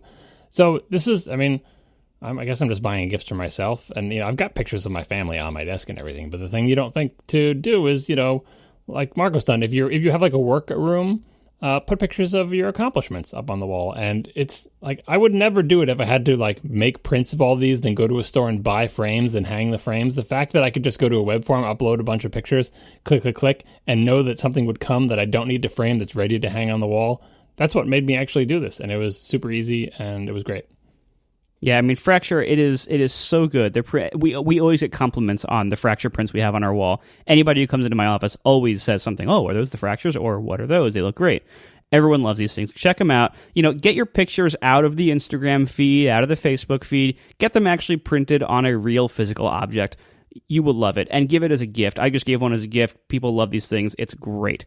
Give your photos back the analog printed beauty they deserve. So anyway, go to fractureme.com. Prices start at just $15 for a 5x5 inch square. That's what most of our little squares are that we use for artwork. They also have non-square. I believe they're 4x3 or 3x2. I forget which, but they have non-square aspect ratios available. But I love little square ones for all these app icons, podcast artwork, and then I use the rectangles for photos. Check it out. It is the thinnest, lightest, and most elegant way to display your favorite photos. 15% off your first order with coupon code ATP15. FractureMe.com. Thanks a lot to Fracture, long-term sponsors of our show. All right, so the Apple TV is new, and it's called Apple TV. It's called the new Apple TV. It's like an iPad 3 move. It's this is just the new one. And then, next year they will retcon this one, the Apple TV 4, and they'll make a new Apple TV. They were always just called Apple TV, right? Like they were the numbers. Yeah. We knew the numbers internally, but there was never in the branding, I think. Well, it never mattered before. Now that it's an app platform, it will start to matter. I think now the specs will matter more. People will know the specs more. They will advertise the specs more. And when new generations come out, they will push what is new about them, and they will give them, I think, numbered names of some kind. Yeah, we'll see. So this thing has an A8. It has, as far as we know, 2 gigs of RAM, 32 or 64 gig storage. And it has this new fancy remote that has like a little mini touchpad on it and is also a Wiimote all in one. Can we just complain for a second about no gigabit Ethernet? Yeah. Seriously? Yeah, what year is this? Like, it's so tall. There's so much room in there. 10-100, because then you're like, oh, I got to make sure I don't hook it up to a hub or a switch that downgrades everything. I know video is never going to be 100 megabits anyway. It's just the principle of things. Like, they did the whole alphabet soup of Wi-Fi, and they gave it reasonable storage. There's no 16 gig model. Starts at 32, unlike some other products we might mention later. 2 gigs of RAM, A8, looks great. 10-100. Is there anything like I hope like people stop supporting 10-100, so Apple will be forced. Anyway, fine, right? It's better. It's taller. It's good. Yeah. Anyway, so the remote. I think we can talk a lot about this remote. First of all, upsides. I am very happy to see both RF instead of IR, so you don't need line of sight. You don't need to keep the box out and make sure the IR gets there. Finally, as they say. Exactly. And I'm very glad to see some kind of universal remote capability. I'm not sure how... Does that work through HDMI signaling or something? Or is there... No, Yeah. like the existing Apple TV has this. I'm assuming it's just the same feature. Your existing Apple TV goes in the other direction, where you can use any remote you want with your Apple TV, like the previous generation. Oh, yeah, I do. This is... You can use this remote. It's exactly the same functionality, but the reverse, where you can have this thing control your other devices by training it to say... It's got an IR thing. It's got to have an IR thing in it. They're basically like... No. I think you guys are all wrong on this. So my understanding of the way this works is it's a Bluetooth remote, and then using some protocol. Shoot, I took a note on this. Let me stall for time. CEC thing? Is that how Yes, it controls your yes. volume? Oh, please don't let that be true. Yes, Please, no, I just they assumed mentioned it it. would have IR for the TV. No. Schiller said CDC to control. I know it has a CEC to control the other stuff, to change your input or whatever, and all that other stuff. So Tipster says it has IR for the volume up down. yeah, that's what I'm saying. It's got to be for the volume, all right? So that's just got to be. But all right, so that's a separate thing. Like it's a learning remote. You can teach it what does your TV expect you to spray at it in IR to make the volume go up and down. For everything else that they mentioned, like it can change your input on your thing to this, and it can control your other devices and make sure your TV is turned on. It's using CEC, which is some HDMI standard, which is a piece of crap. I don't know if the standard is a piece of crap or every single product in the entire universe that implements the standard is a piece of crap. It doesn't matter. Well, you said HDMI. That implies all of that. Yeah, exactly, right? And so, it is so bad. All right, so it comes under a million different names. If you buy Panasonic stuff, it's called like VeraCast. If you buy Samsung, it's a different name. This is all the same standard. And I don't know. Again, I don't know who to blame for it, but I tweeted about it, and a million people were like, I have this on my Sony television hooked up to my Sony receiver with my Sony remote, and it's still nothing works. I've got a mix stack here with Panasonic and I forget my Yamaha receiver or whatever. Like, here's the thing about CEC. It almost works. You hook it all up and you're like, hey, this is great. All these different manufacturers who, they're cooperating on this standard, and I can hit this thing and it will do all this stuff or whatever, but then it stops working. And then you don't know why. And then everything freezes. Like, one person said, I had a brownout once and CEC has never worked again. Like, it's inexplicable. It's like SCSI termination. For the really old people, terminating SCSI chains, that black magic, that's what CEC is like, but worse, because it's with your TV that you just expect to work. So I played with this stuff extensively when I redid my television setup twice. I tried it. I tried it once, and I said maybe it's not ready. I tried it several years later. I got it all working, but there were just enough flakiness and just enough failure rate. The solution, if you're dealing with anything with CEC, if you have a television, a receiver, or anything, you will make your life better. Turn that off on every single one of your devices. Don't leave a single one with CEC enabled, because it will screw up everything. Just turn it off everywhere. Turn it off on your receiver, turn it off on your TV, turn it off on your remote, turn it off on your Blu-ray player, turn it off everywhere. Turn it off on your game console. Then you will have a slightly more annoying system because you got to turn different things on, but everything will actually work. So what does CDC stand for? CEC, it's like... CEC. CEC. Oh. It never goes by that name because every manufacturer has a different name for it. It's supposed to let your other devices talk to each other. That when I press this one button, that it knows to turn the receiver on and change the input to, and turn the television on and turn the volume to this, and do it like... It's supposed to be so they can all communicate with each other. And it almost works. It almost does. But it is just so incredibly frustrating that it just... Seriously. So I guess it's nice that Apple includes this. There's a chance it could work fine for you. That chance seems slim. It seems really slim. Like I would encourage people who, when I'm asking for feedback, like if you have a television setup with a bunch of CEC enabled devices and it just works all the time and never any problems. I've heard from zero of those people. So now I'm asking if that happened to you. Send us an email or a tweet and say, I use CEC, I've been using it for years, and I never have a problem with it. I don't think we'll get any emails, but who knows? I didn't think there were many Taptic wizards out there. All I know is when I mentioned it on Twitter, all I got were replies from people. I said CEC is the devil, and everyone was like, yes, it is the devil. And they just had horror stories about it. So that's not to say that Apple shouldn't have included it. It's fine. Go ahead and include it. But if you have grand plans that you think this is going to save you, this is not an Apple technology. This is a quote-unquote industry standard technology, and it's a piece of crap. Real-time follow-up. I apologize to the both of you. There is an IR transmitter on the remote as per the spec page on Apple's website. I'm still not clear if it's a learning transmitter or not, but it is. The volume will work. That part will totally work for you. If you're buying this and you expect to use the volume control, that will work on your TV. Guaranteed. That's honestly all I want, because that's the only reason I had any of the remotes out. Was although turning the TV on and off would be another thing. But is that what CEC is supposed to do? Yeah, and even for that, don't use it. Okay, I won't. Don't worry. Use a separate thing to turn it. It's fine. You'll survive. I guarantee you, my TV is too old to support it. Yeah, probably. All right, so I'm done being angry about CEC, and now I can be angry about this remote, because the other thing about this is, like, the thing I kept thinking of looking at this remote, which obviously this is better than the previous Apple TV remote, which everyone hates and gets lost in your sofa cushions, right? Is it? Yeah. Okay, go ahead. Anyway, it's better because it has more buttons, more actual buttons on it, and it's got the little touchpad thing. It's got to be better. Anyway, the TiVo remote is the one I always think of. TiVo was the first sort of big mass market company, I think, because it's, television remotes. Every year you buy, the TVs come with a differently shaped remote, and there are trends in remote shapes and trends in what the buttons look like and how they're shaped, and like, there's no sort of one theme, but because TiVo was a singular thing and kept its remote design for a long time, people know what a TiVo remote looks like. If you say, what does a Sony remote look like? Well, what year, what decade did you buy your TV? So that's why I'm singling out TiVo here. And I think TiVo is one of the first companies in this sort of singular, identifiable way that designed a remote around two things. Around actual human hands that hold things, and also around like an interface design that recognized the most common things people want to do. Now, TiVo remotes have 1 million buttons on them. I totally acknowledge that. It's not appropriate for Apple. I'm not saying Apple should have made a TiVo remote.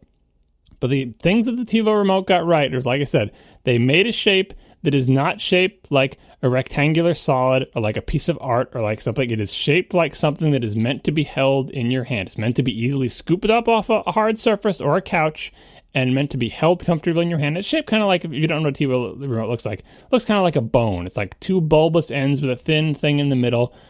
It feels good to hold in a way that a rounded rectangle or a sharp-cornered rectangle or any kind of rectangle, or even like a Wii remote, the TiVo remote is a much better fit for gripping human hands. And the second thing, if I pick up any TiVo remote, dead center in the middle on the sort of neck of the thing is a gigantic, big, brightly colored, largest button on the remote, which is the pause button, the play, because that's the big feature of the TiVo. It's like, oh, you can pause live TV or whatever, and just above it is the play button. And again, there are 1 million buttons around it. I'm not saying that's what Apple should have done, but it's a testament to the TiVo's design that the 1 million buttons on the TiVo remote are all shaped in distinct ways, are put in clusters of related functionality, that anyone's had a TiVo for years, you can grab that thing and find the buttons you want without looking at it in a sea of a huge number of buttons. You can find the directional pads. You can find, I don't need to look at my TiVo remote. I can hit all sorts of buttons all over the thing with hand shimmies and all this other stuff without ever looking at it, because every button is distinct. You can feel it. It's not just a bunch of little tiny rectangles. It's not a bunch of uniform circles in a grid. And the buttons are different sizes, and the larger ones are more common, and the smaller ones are more obscure. And again, related functionality is localized. It is a brilliant remote design. They've tweaked it a little bit over the years. Again, not appropriate for Apple. What I want to see is that philosophy of acknowledging those things, that human hands are going to hold this. It's not going to be placed as a piece of art in the Museum of Modern Art, and Johnny Ive's going to look at it and scowl, right? It's going to be held by human hands. It's going to be on couches. It's going to be on surfaces where people have to pick it up.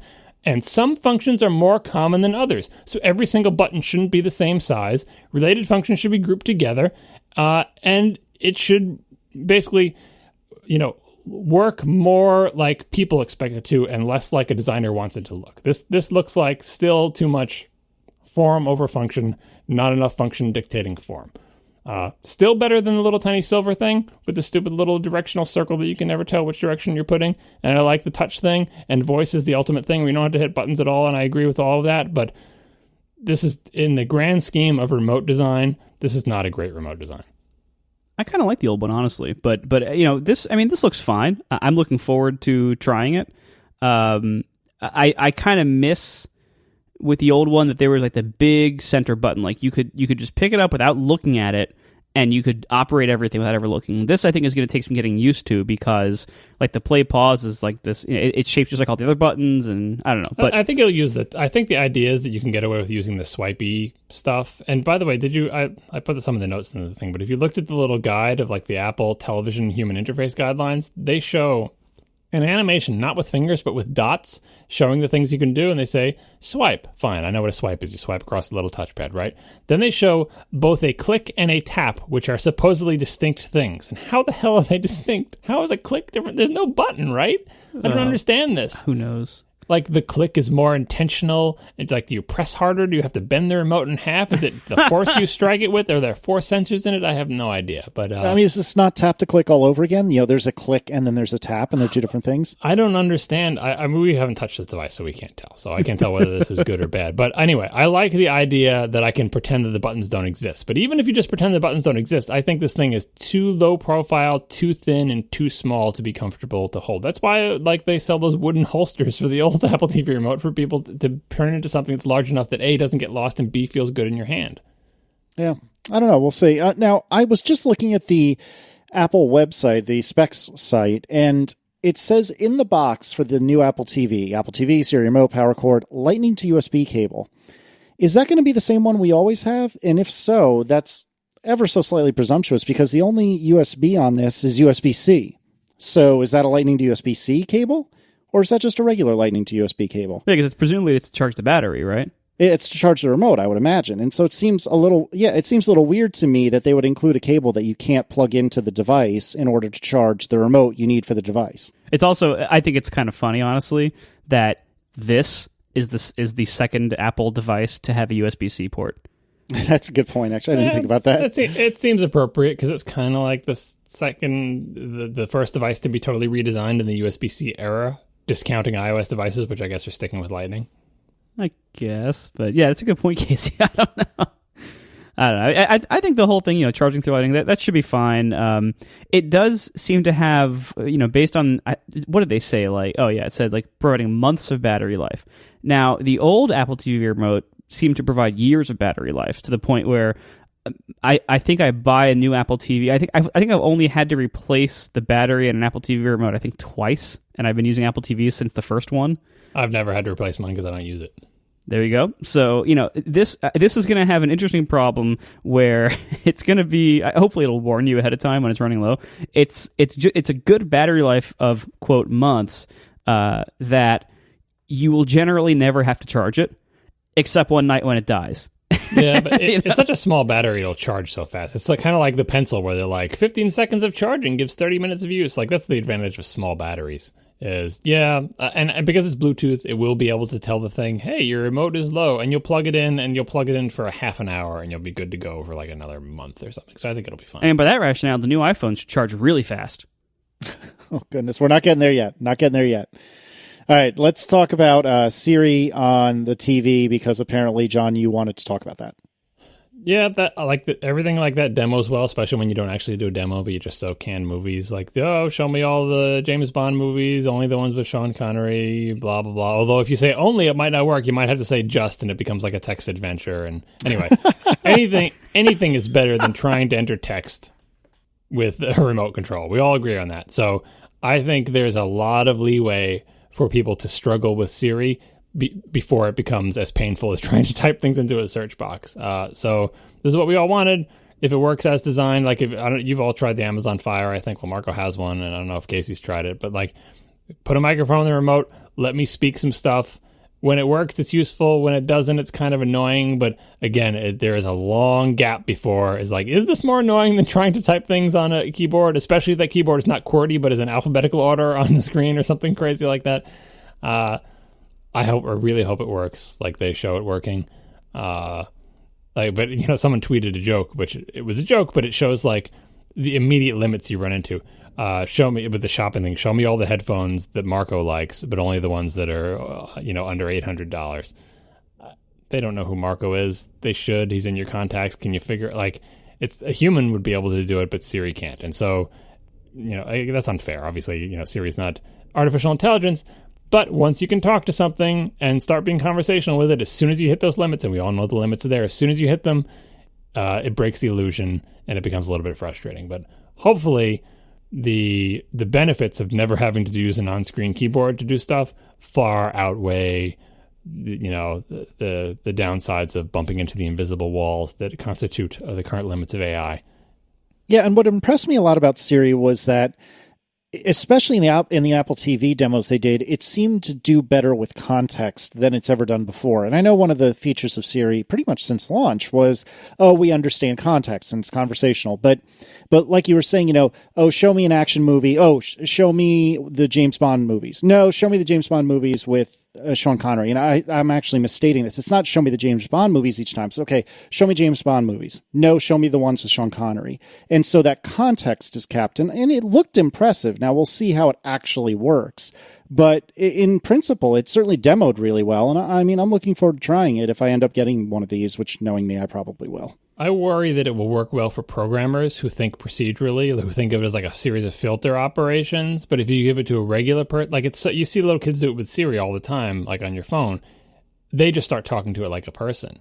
If you're a programmer and you're thinking of it as like, I understand this, that this is a series of filter steps, and there's probably some leeway in the syntax, but there's like, what you're doing is you're holding in your head as a programmer what you know to be the context state, so that when you say just the ones with Sean Connery, you understand that there is a context of your previous search, and that is applying. Like, that mental model does not exist as the user model in most people's brains. They can be trained to figure out how do I have to talk to my Apple TV to get it to do stuff, which is fine. Like, again, better than an on-screen keyboard. But what happens initially is people are amazed by the first demo and they just start talking to it, and it's like, no, like, show me the James Bond movies. Actually, I want something with Julia Roberts. And then it shows 0 movies because there are no James Bond movies with Julia Roberts, because it didn't understand that you said actually, and you were just resetting the whole thing. And you know what I mean? But a human, like, boy, it's tough. It's a tough problem. I just want efficient speech to text without having to get up, and a little microphone on the remote does that. So kudos. All right, tvOS. Actually, before we get to that, in the realm of remotes, I don't know if you guys saw this, but in the same documentation that I pasted in a link to, they have game controllers shown. We talked about gaming, or Apple talked about gaming a little bit, and they tried to show games being used with the little accelerometers and your little tiny thing, and trying to use like a D-pad on the touchscreen and all this terrible stuff. And so Apple does have support for game controllers. They have a picture of an actual game controller in their documentation. It says Steel Series on the top of it. I don't know if this is an existing game controller for like iOS devices, or it was just a prototype, or it's coming out for Apple TV.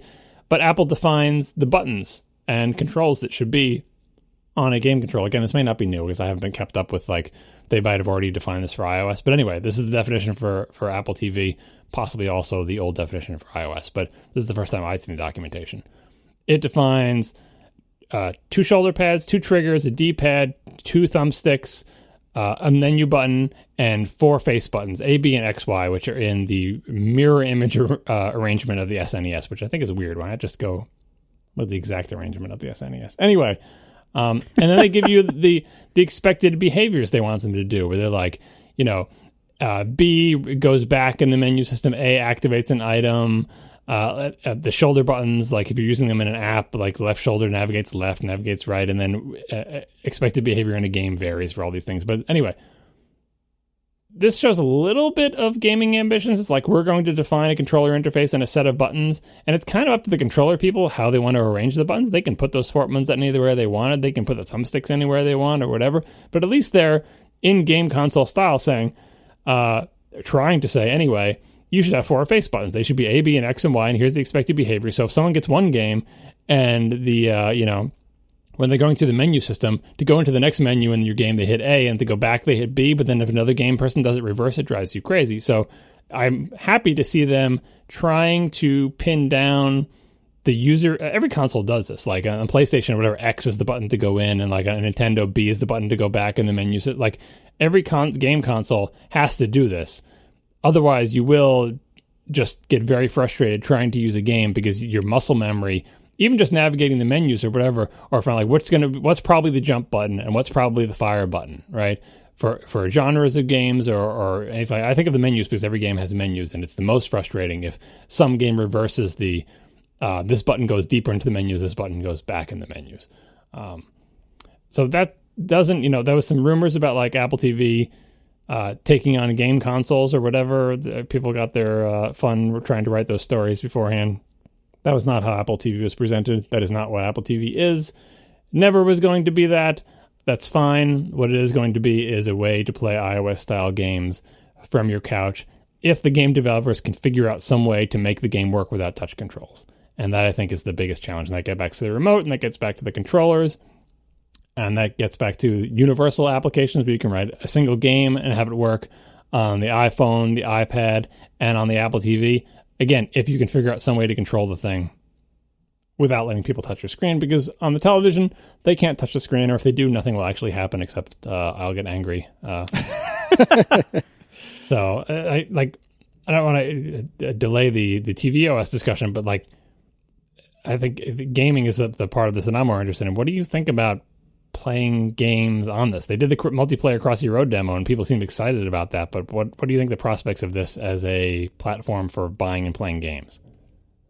Honestly, I'm disappointed that Apple doesn't just have a controller, like a game controller. You know, in reality, I'm not surprised by any of this, but I am disappointed that, you know, this is basically relegating games that will actually use controllers to this obscure, you know, side business. It was like, it's like making, there were like 11 or something games that could take advantage of both a 32X and a Sega CD at the same time, because nobody had both a 32X and a Sega CD. I think this is going to be like that, where like the number of people who buy the new Apple TV is going to be low for a while, because it's new and it's more expensive, so it's going to be low for a while. Combine that with the number of people who are going to have the new Apple TV who are also going to buy a game controller for it that is not from Apple. Right now, there's the SteelSeries Nimbus thing. We'll put the link in the show notes. This is a real controller.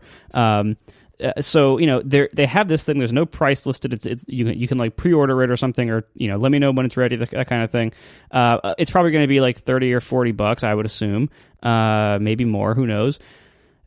How many people are actually going to have these controllers to make it worth game developers putting any effort into actually taking advantage of them? And if you're a game developer, how can you justify writing a game for the Apple TV that requires one of these things? You know, like, if a game controller, or if a suitable enough game controller came with every Apple TV, then you could assume it's there and you can write for it. Now, as an optional hardware add-on, I think it's going to get very little support. The control is the biggest challenge with this thing. If you have an iOS game, tons of iOS games are out there, lots of fun that take advantage of touch controls. Games that would be harder to play with a traditional controller are easier to play with touch, like Flight Control. Who would want to play Flight Control with a console controller? It would be extremely frustrating. It's super natural and fun to use your finger. That is an ideal touch game. How do you bring Flight Control to the Apple TV? You absolutely don't. You just can't. Like, you could make people swipe around on that little tiny pad. It would be terrible, right? So there's a different class of games you have to make for the Apple TV. Can you make a game that works on Apple TV and with touch devices? Maybe if it's a type of game like Flappy Bird where you just have a single input, which is a big red shiny button that you press periodically, right? That probably works fine on all of them, because it's like tap anywhere on the screen, tap anywhere on the remote, everything's fine.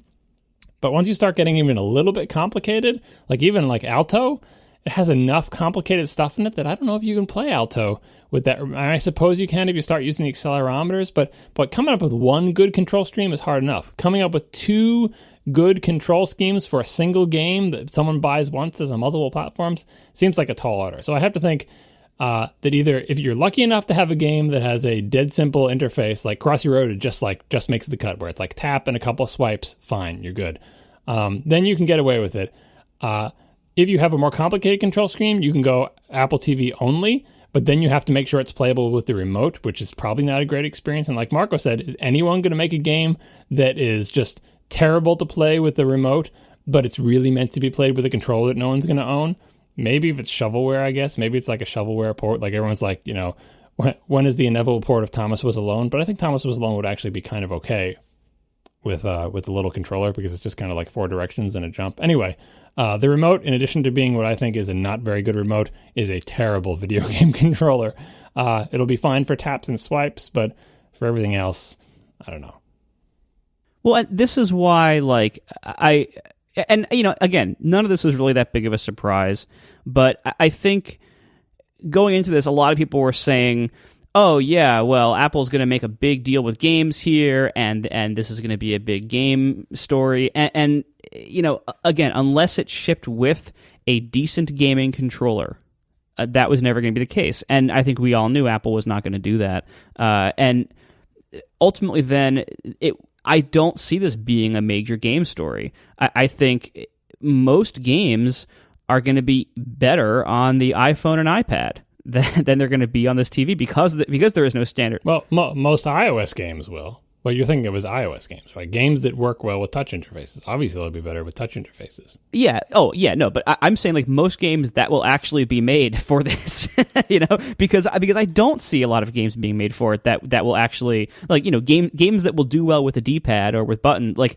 I don't see that being made for this. So who is going to do that? And I keep saying shovelware, which is I guess the Wii era popularized that word of, like, say you're a game maker and you have a game. And you've already got the game, and it's available on like 17 different platforms, and it's not too much effort to hire some contractor to point it to the Apple TV.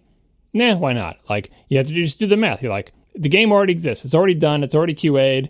We just want you to do a port of it, and then just retest it, and then send it out.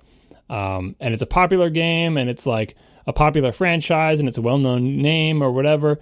Can we make a Apple TV port of it, even if it's not the best port in the world? You know, they do the math and they say, you know what? Yes, we can. That's shovelware. There's a slim chance of that. That doesn't make anything into a great console. Is there a chance, like iOS, that someone can make a game that plays to the unique strengths of the Apple TV? Like, because iOS is like, you know, who's going to write games for a phone? That's stupid. But, you know, again, Flight Control and all those early breakout games, like, oh, you know what? There's a whole class of games that people haven't really investigated before that are great with touch controls. And those games would be terrible on a console and they'd be terrible on a PC, but they're great on your phone and they're great on your iPad. And there have been a lot of big success stories related to that. Is there an equivalent for the Apple TV? I don't think so, because anything that would be super great on the Apple TV would also be super great on any game console, and would probably also be super great on iOS. Like, I don't know if there's a place for games that are uniquely good on the Apple TV that in ways that there wouldn't be good on either iOS devices or consoles or PCs. So I think it's going to be a tough road for that type of game for Apple TV.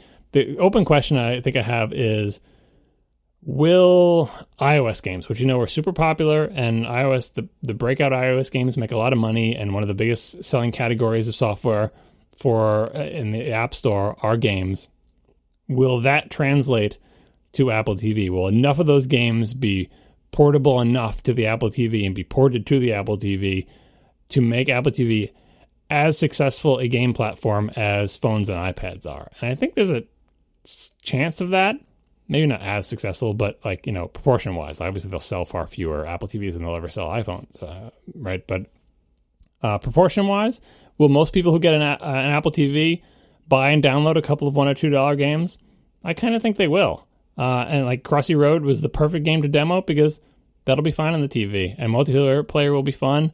I still think there's a barrier based on my kids and the other people I've seen, there's a barrier to actually turning on the TV to do this. Like, it seems like more of a ceremony than just taking out your iPad or your iPod Touch or your phone and tapping out a few games across the road. To actually go to the room with the TV and turn it on and sit down and turn on the Apple TV and do a lot of the stuff may be too much of a barrier to make that a thing that happens. But I guess we'll see. We haven't had another game platform like this to be as successful as this is probably going to be, except for maybe the Amazon Fire TV. I don't know. Are there games for the Fire TV? Oh yeah, I have them. They even sell a game controller for, I think, $30. That doesn't come with it. One of the games is Crossy Road. I'm assuming Apple's going to sell more of these than Fire TVs, but I don't know. Do we not know how many Fire TVs sell because there's another Amazon thing where they don't tell you? Yeah, but I mean, first of all, what you just said, I think, is a very, very important factor. Of this is, you know, as I always say, don't bet against the smartphone. This is going against the smartphone in that most of the games that will be decent and compelling on the Apple TV will be iPhone and iPad games. And so you're asking people to play them on a TV instead of playing them on an iOS device, which they probably also have. That I think is... I think it's going to be very few games played on very few occasions where that's going to really be worth doing for most people. Secondly, so the games, I mean, usually I think it's actually going to be worse on the Apple TV because you don't have the touchscreen and most people aren't going to have a game controller. So it's actually worse control on a larger but crappier display that you can't touch. That is going to, it's going to be. It could be more communal. That's why I think multiplayer across your road. Because doing multiplayer across your road when people are gathering around a single iPad and both fingers are stabbing at the screen, like that's. And I even think that little, I don't know, any game that has a spectator aspect of it or a communal aspect of it, like maybe people who make game shows and party games for it. Then I guess you get into the thing of like, can I buy more of these remotes or do I have to use my phone or my iPod Touch and all those other factors? Or I don't know. Like there is a market for a couple of breakout hits for this, but I don't think any of them are going to break out in the same way that iOS games did. Right. And so then to close this out for now, I guess, do you think this will sell well? So, if you think about it, this is priced at $149 and $199 for 32 and 64 gigs. And it is, as Casey mentioned earlier, pretty comical that this, for $150, has more memory in it than the new iPhones for way more money. But we'll fight that fight another day, I think, and today also. This, you look at the Amazon Fire TV. That's what, $100 for the good one. Do we even know? So it's about $100 for maybe $150 for the good Fire TV. Again, no game controller included. You got to pay $30 more for whatever. I don't think the market for these set-top boxes is in a upwards price climb here. I think what we've seen over the last couple of years is these little like cheap $40 stick versions of the boxes are selling very well. The size of the remote. Right. Oh, yeah, or smaller. Yeah, these things just plug into an HDMI port, and then they never show you the little USB cable it needs for power. Those are selling very well, it seems. Whenever I talk to people who are buying TV boxes, they always talk about those things. It seems like people really love those things. They're very cheap, they're basic, but they're fine for stuff like Netflix, and because that the kind of stuff that most people are actually using these boxes for so far. Okay, and Plex. And Plex, sure. You and your Plex. I love me some Plex. You'll fight the Plex fight. All right. So you have that whole part of the market where I don't see them wanting to suddenly spend $150 on this on something to solve that kind of need. So I think the low end is and like the common case of watching Netflix and stuff and Plex is going to be solved perfectly well by everything else that's not this box. I think looking at Amazon is a worthy example here. Do you think Amazon actually sells a good number of the expensive Fire TV box, the good one that has a fast CPU and can run apps and games, the one that I bought, which is it's fine. It's not amazing, but it's fine. It is very fast. It does have some games that I played once and never again because they're terrible. I think this is going to be a slow climb up the sales ranks for the Apple TV because it is coming into a very cheap market with a relatively expensive offering compared to the other things. And again, they've done this before. Apple has done this before. However, in this case, what makes it so much better, I think, is going to be like this whole app story that they're betting big on. But I'm not sure that's going to actually play out. It doesn't seem like. I mean, I'm sure people like us. Most of us are probably going to buy something like this. We'll talk about it on our podcasts and everything. But do you see like regular people wanting this, not just a TV connected smart box that can play Netflix, but wanting this one and being willing to spend this amount of money for it? Tim said it on the thing. The future of TV is apps. Like the other shoe hasn't dropped for this yet. And there's lots of stories leading up to this announcement who talked about this. Like this is the box, this is the hardware, and they showed the software and the cross-service search and all sorts of things that other boxes have as well. The other shoe is, hey, Apple, is there something I can pay for a monthly subscription to get basically TV without going through a cable company? And the answer right now is no. But the rumors have been for years and years that that's what Apple's trying to provide to you. They're going to try to find a way where you can pay some monthly amount of money that is less than your current cable bill, and you can get quote-unquote TV in addition to Netflix and Hulu and whatever else you subscribe to and all these other services and Apple things and blah, blah, blah, but also TV. You'll be able to watch your baseball games on the MLB app and your NFL games, the NFL app, and you'll be able to see local news and you'll be able to see all the channels that you want to see and HBO and Showtime and ESPN, and Apple doesn't have that yet. Like we keep hearing that they're trying to work on it. That is the other shoe for this. This is the hardware is ready for it. That will make this a way more compelling thing because like Marco was saying, if you just want something to stream Netflix, every TV does that now. And if you have an old TV, you can buy one of these boxes or one of these sticks, or you can search across Amazon. And how many people actually subscribe to Amazon, Hulu, and Netflix who can search across it? Most people don't. They just subscribe to one of them. Hopefully this is a better box than those little sticks or whatever, but that just, it's just high-end customers. Like, I just want something better. And they're like, oh, well, the Chromecast is fine. It lets me watch my stuff. But this is not a fully fledged customer solution yet. So we're still just waiting for Apple to get its deals worked out. Yeah, I agree. And a lot of the regular people that I know that have one of these sort of Apple TV boxes or equivalent, a lot of them are swearing by Chromecast. They that works for them. It's all they need. To go back just very quickly, I think that I don't really find anything that compelling about this other than that it's a new Apple toy. I think for it to really get popular, either it needs to replace cable, like you were just saying, John, or depending on maybe one of a couple of different things, if say, for example, that MLB app existed, but for the NFL, that would be a big darn deal. So if there was some sort of exclusive Sunday ticket style, which is exclusive to DirecTV, if there was a way that I could buy an Apple TV and then pay a little extra to get basically Sunday ticket in an app that didn't stink, in an app written by the MLB's media arm or whatever it is, I would go berserk for that. I would love it. And if it's not the NFL, if you're rolling your eyes about another American talking about stupid American football, then fine, soccer.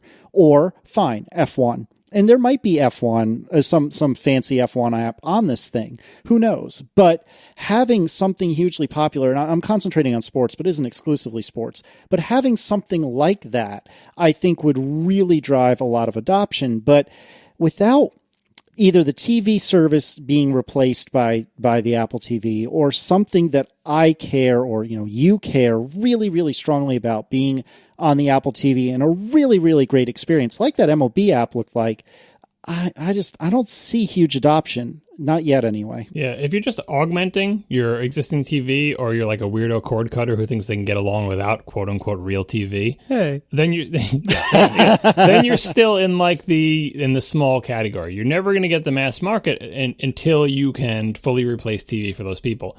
And once you can get, like you said, like people who are really into a particular sport, of course they want the thing, but they're probably going to get that in addition to their other thing, right? And all the exclusive deals are a problem there. That is still kind of like an enthusiast market. To get to the mass market, you have to say, this can be how you watch TV. And you have to say, it covers your television watching needs like the old boring way, right? And then once you got them on board, you can say, oh, and by the way, the future of TV is apps. And if you're really interested in one particular thing, if you're really interested in knitting, or you're really interested in F1, or whatever the thing you're really interested in, by the way, there's an app for that kind of television or movies or videos or whatever. And the app does more than just let you hit play and watch a movie, which, again, that's the bar that current Apple TV is not crossing, right? But we're imagining here that these apps are all great and this product is good. The apps can really add to areas of interest. And I think everybody who subscribes to television in some way has some area of interest that potentially someone could make an app for that would make them interested in that experience. It's another chicken egg thing where no one's going to make those apps if no one buys the box. No one's going to buy the box if it can't replace their TV.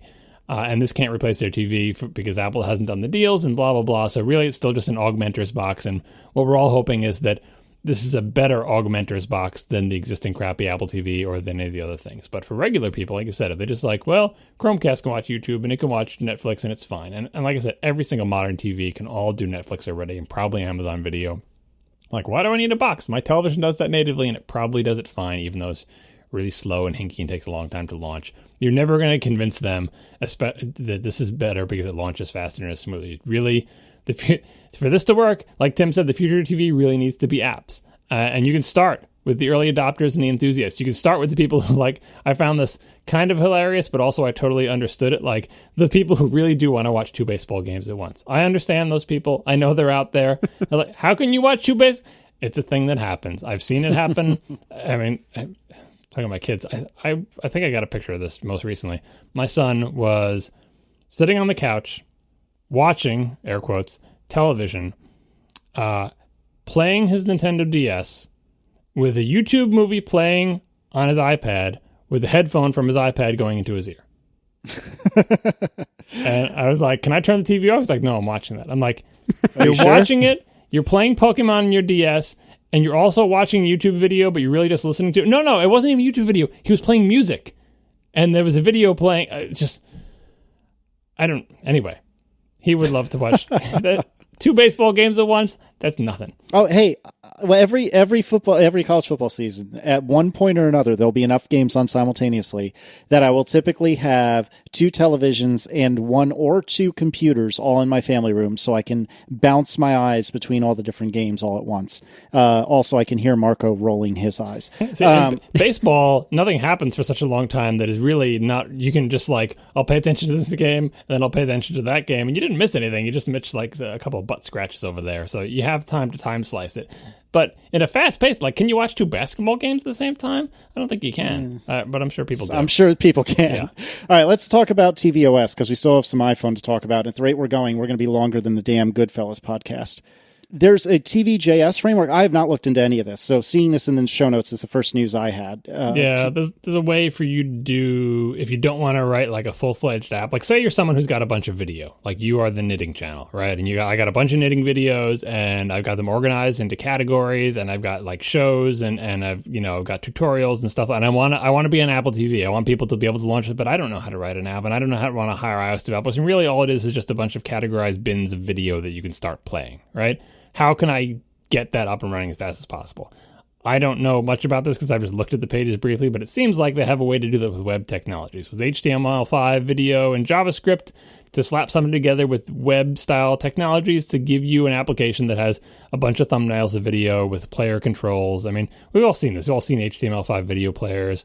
YouTube's HTML5 video player at this point, where you can have a kind of a customized UI and it plays video just fine. You can sort through them and you just make essentially web pages and iframes and all sorts of other things you're expected to do with a simple JavaScript API.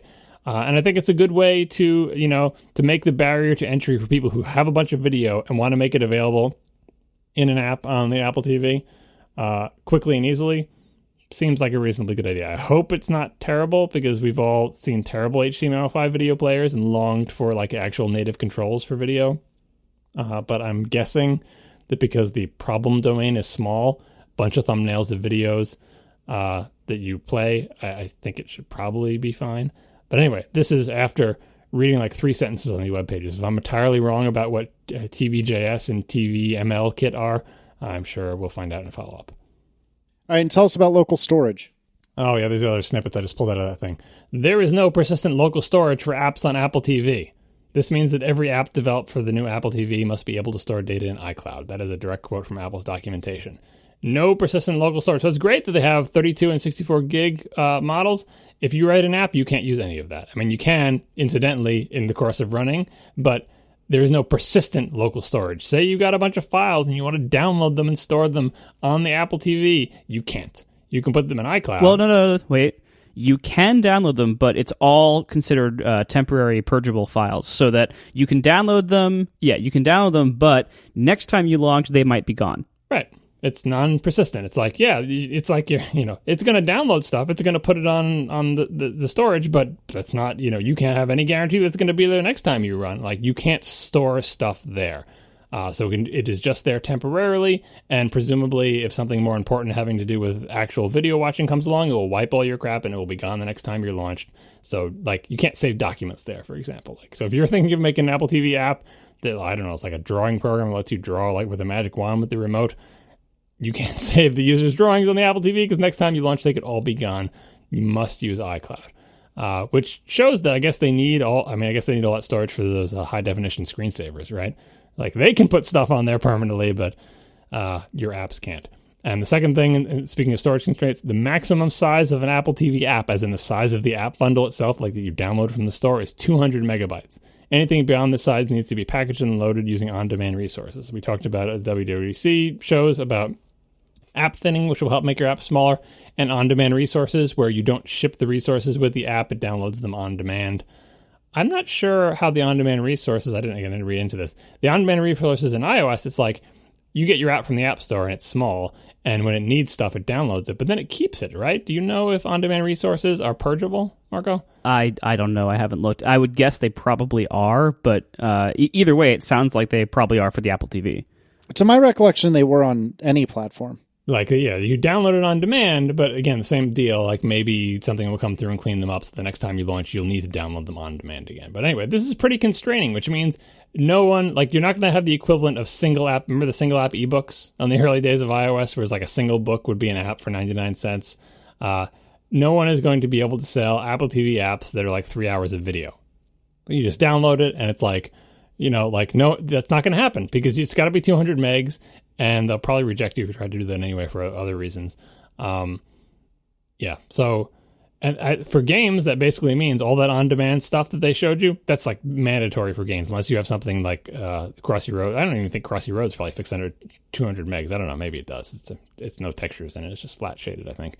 But yeah, if you're thinking of making a game, if you had any illusions, like I love those articles that are like Apple TV is going up against PlayStation and Xbox. Yeah, with no local storage and a 200 meg limit on a thing, and no, forget it. Anyway, those are pretty tight, and it makes me wonder what they think they need all that storage for. I mean, the easy answer is to spool up HD video, I guess, but I'm not complaining. Like, I love the fact that the storage is generous, but to go from, what is the Apple TV 3? It's like 8 gigs or something crazy like that. And this is not 4K video. This is the same resolution. There's room for way more video to stay on the device, which I applaud. But if you're an app developer, boy, this seems pretty harsh. They do not want you using any of that flash storage on this device permanently. Yeah, and I mean, even just as a customer trying to buy this device, they offer it in two capacities: 32 for 150 and 64 for 200. And how do you, as a customer, like, I mean, obviously they're gonna figure out some BS way for the employees to explain it in the stores, and half the employees are gonna mess up the explanation and do it their other way. Anyway, it's like the way they try to explain RAM on the computers in the stores. Oh boy. Anyway, how as a customer are you supposed to know which one to buy? Because the actual benefit is most likely to just be that, well, when you hit a purge request, it kind of sucks. It's like when you're in Safari and your page get kicked out of memory on iOS, and you got to like reload the page next time you go back. Where if you have a whole bunch of really big apps and games on your new Apple TV, and you go to one you haven't used for a while, and its data has been purged since you last used it, then that's going to have to re-download stuff, and you're going to have to wait a second while it re-downloads stuff. So getting the bigger one would make that happen less often, or possibly never for you, depending on how many things you have on there. So that is the reason to buy the bigger one. How many people are going to know that, though? They might also say, speaking of things that Apple Store employees would say, oh, you can download more apps, which is strictly true. But you know how many 200 meg apps you would have to download to make a dent in the extra 32 gigs of memory you get? Like, do that math. It's a lot. Well, and so what they're probably going to say is, if you're gonna be playing games on it, you should get the big one. That's probably how they're going to message it. Yeah, because you could download 1 gig levels, I guess. If you're something with lots of textures, you could get a 200 meg game that slowly on demand loads a huge number of levels. And if you play that game a lot, it will be nice that it doesn't have to re-download it. But again, how many? Well, I guess you could fill it with games. I guess I'm trying to think. What is it? Is it video or on-demand resources? On-demand, again, they're purgeable, blah blah blah, or whatever. But are there enough big games that you're going to be annoyed that, like, if I play this game and then I play that game and I go back to the previous game, one of the levels gets purged? Maybe, I don't know. I think this thing, based on what we know now about what the storage is going to be used for, I think the 32 is probably big enough for most people, and it's great that I can say that about the smallest capacity Apple device in any product category. Yeah, exactly. And I mean, it all depends really on how much games actually take off on this thing. And like that, because, as we said earlier, like there's so many hurdles for game developers to jump through to get on here. Now, one of the additional hurdles is you're going to have to adopt this app thinning model and this download on demand resources stuff. So like, again, it's adding more work to what this is. I think it's going to be a tough sell for a lot of game developers, especially when the install base is starting at 0. But if this all comes together, but that's a big if.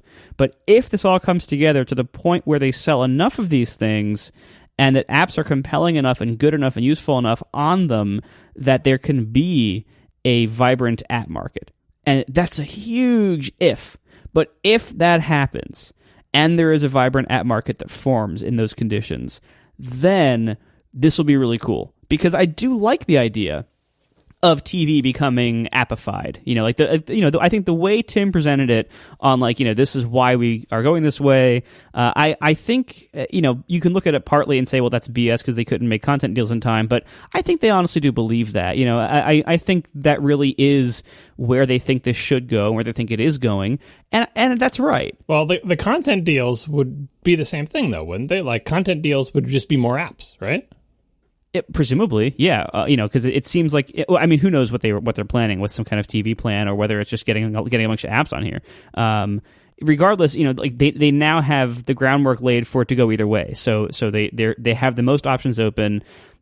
And I think if you look at how people watch TV on iPhones and iPads, it is the app model. Apple does not sell a TV package for your iPad, even though lots of people watch TV shows on iPads. Instead, it's just if you want to watch TV shows on your iPad, you go download the apps for those shows, or you download Netflix or whatever. So that's going to be good. This also gives them, hopefully, if Amazon makes an app for Amazon Video, then this gives them a way to get Amazon Video on the Apple TV without whatever competitive sucking up of their pride they couldn't do on the previous Apple TV, whatever that was. I think this is a great model if it works. But there are these big challenges to getting it to work that I do have doubts. I think if it does work, it might be a very slow launch, just because, again, starting from 0 customer base, and I think the story to customers of why they should spend $150 on this new box for their TV is, it's not terrible, but it's not like this gotta have thing that I have to go buy this immediately. I don't think a lot of people are going to feel that want, that desire, that lust to go get this right now. Well, don't worry, because by next summer, Apple TV will be built into 50% of the television sold in the United States. Remember that one? Was it 50% or was it 100? I don't remember what. Eric Schmidt. Yeah, speaking of apps, like television as apps, the current version of that actually has a lot of crappy sides to it, like the crappy side of apps. Like when I was on vacation, I watched Mr. Robot and Humans, and I think, what is it? Mr. Robot is on USA and Humans is on AMC. There's an AMC app for iOS and there's a USA app, right? And of course, there's also the website. So I think maybe that was the first thing I tried. I went to the website on my iPad, and it's got HTML5 video, and it kind of plays, but it would like start playing, but then sometimes like it would go to the commercial break and not resume the show. And I'm like, oh, I should get the app. That'll be better. And it wasn't. The apps looked like they were kind of cruddy web views inside there. And like when I was trying to watch Humans, very often, first of all, it was like my, all the things I've described before where you can't scrub from one place to the other. So I would start watching the show, and if I closed the iPad or had to come back to it later, it wouldn't pick up where I left off. In the app, it would not pick up where I left off. And it would start at the beginning again.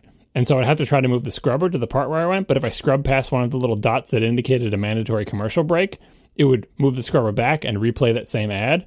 And then sometimes when I got done with the ad, it would automatically jump back to the beginning. At one point, I believe I spent over the course of a day 4 hours on and off trying to get back to the point where I was watching the program. Like I'd try every once in a while, I would let it spin, I would let it go through a thing. Sometimes I'd just let it play to try to get up to the point.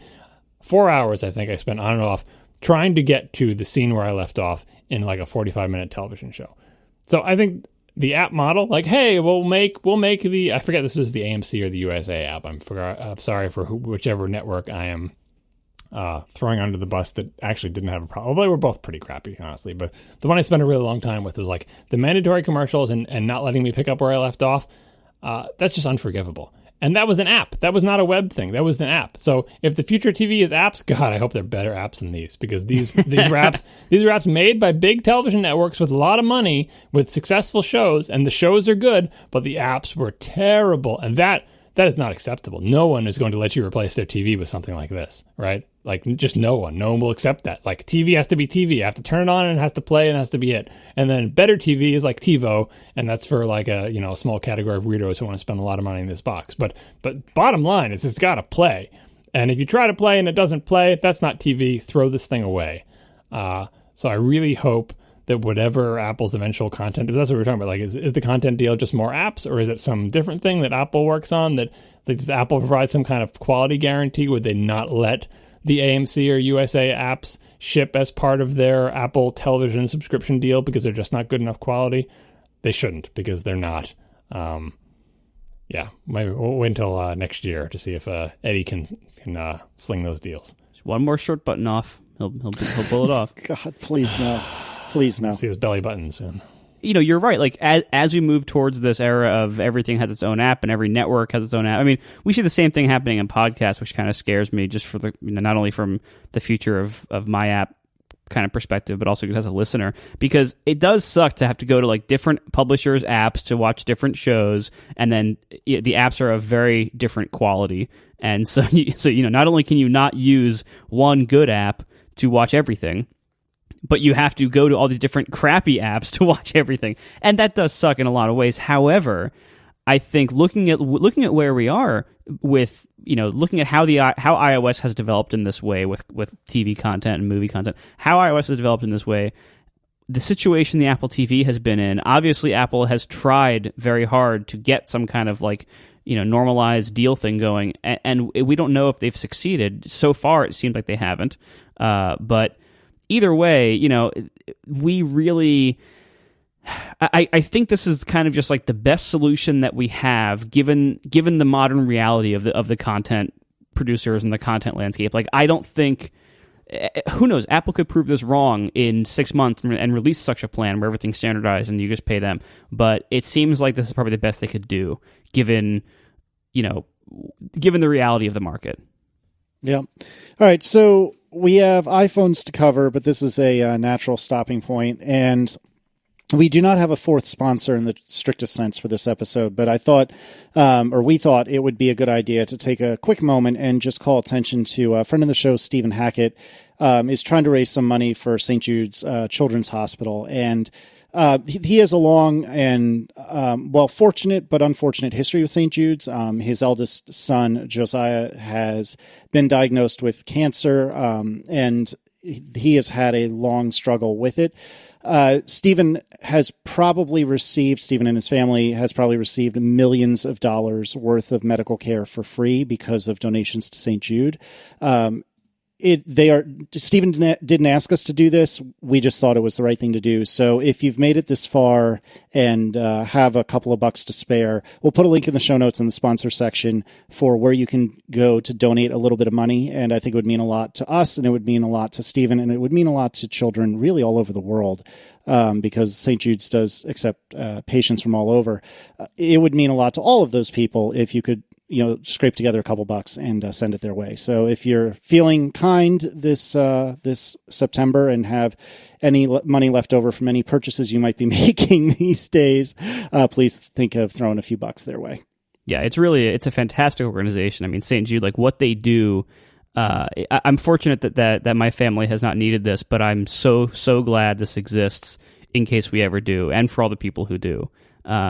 This is the kind of thing like you want a place like this to exist. It really does help society in such a big way, and they just do such great work there. And the fact that it's hard enough if you need to go to a child cancer hospital. That's never a good thing. But the fact that imagine if people had to pay for this and if they had to then deny care because somebody couldn't afford it or whatever. I mean, that's just horrifying. So the work they do is amazing. Go support St. Jude.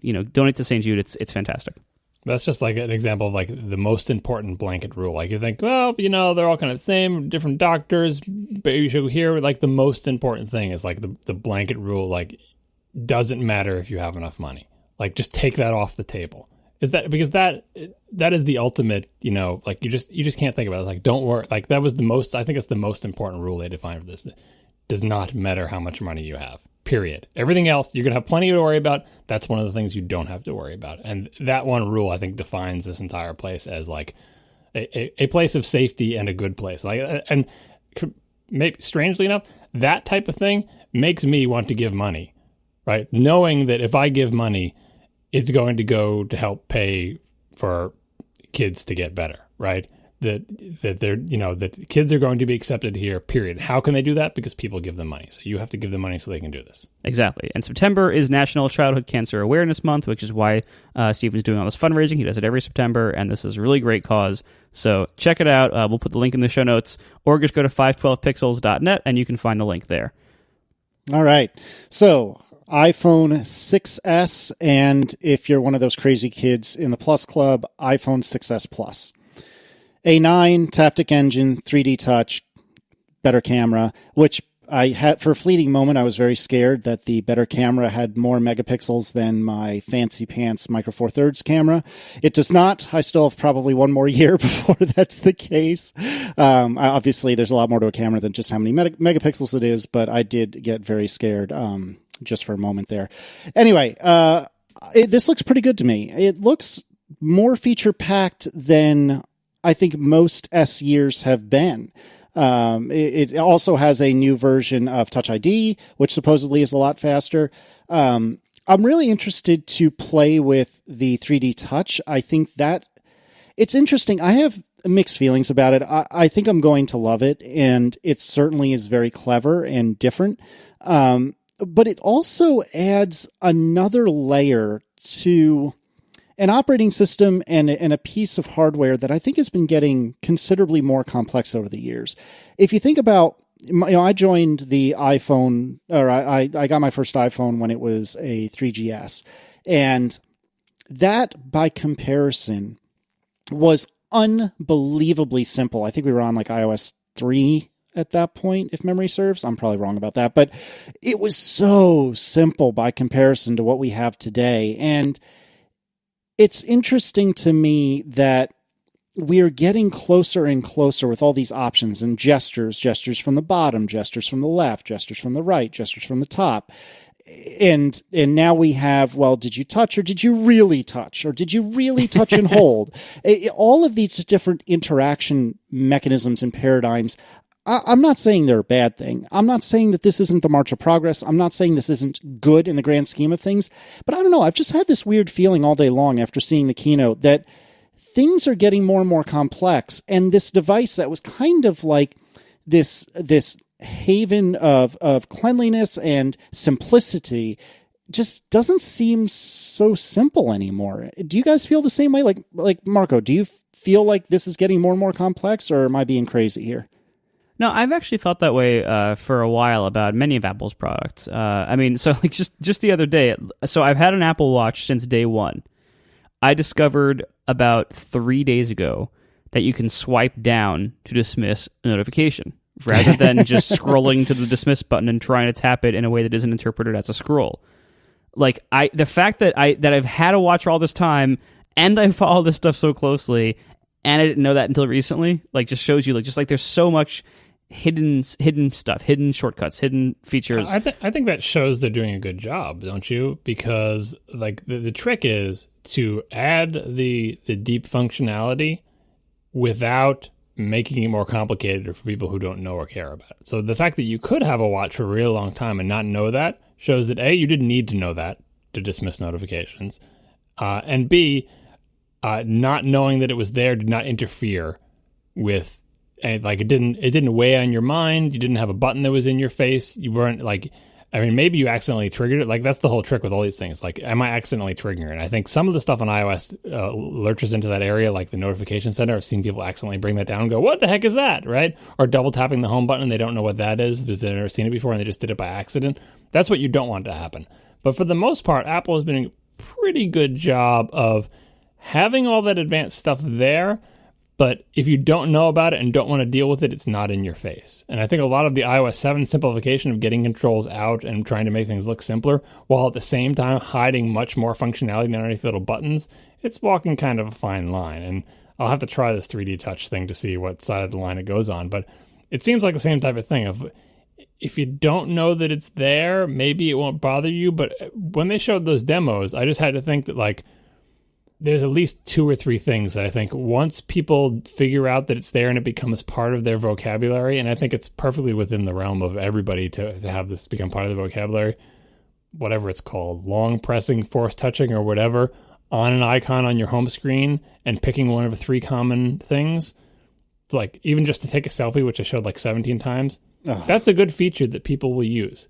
It's better than launching the app. It is not so complicated that I think people can't do it. And once somebody does it once, the phone's going to feel broken if you can't do that on. If you take a teenager with a phone with iOS 9 who's used to like 2 of those features on 2 apps. That's it. Just 2 apps in their home screen that they use that thing all the time, and put them back to iOS 9. They'll be like, my phone is broken. Throw this junk away.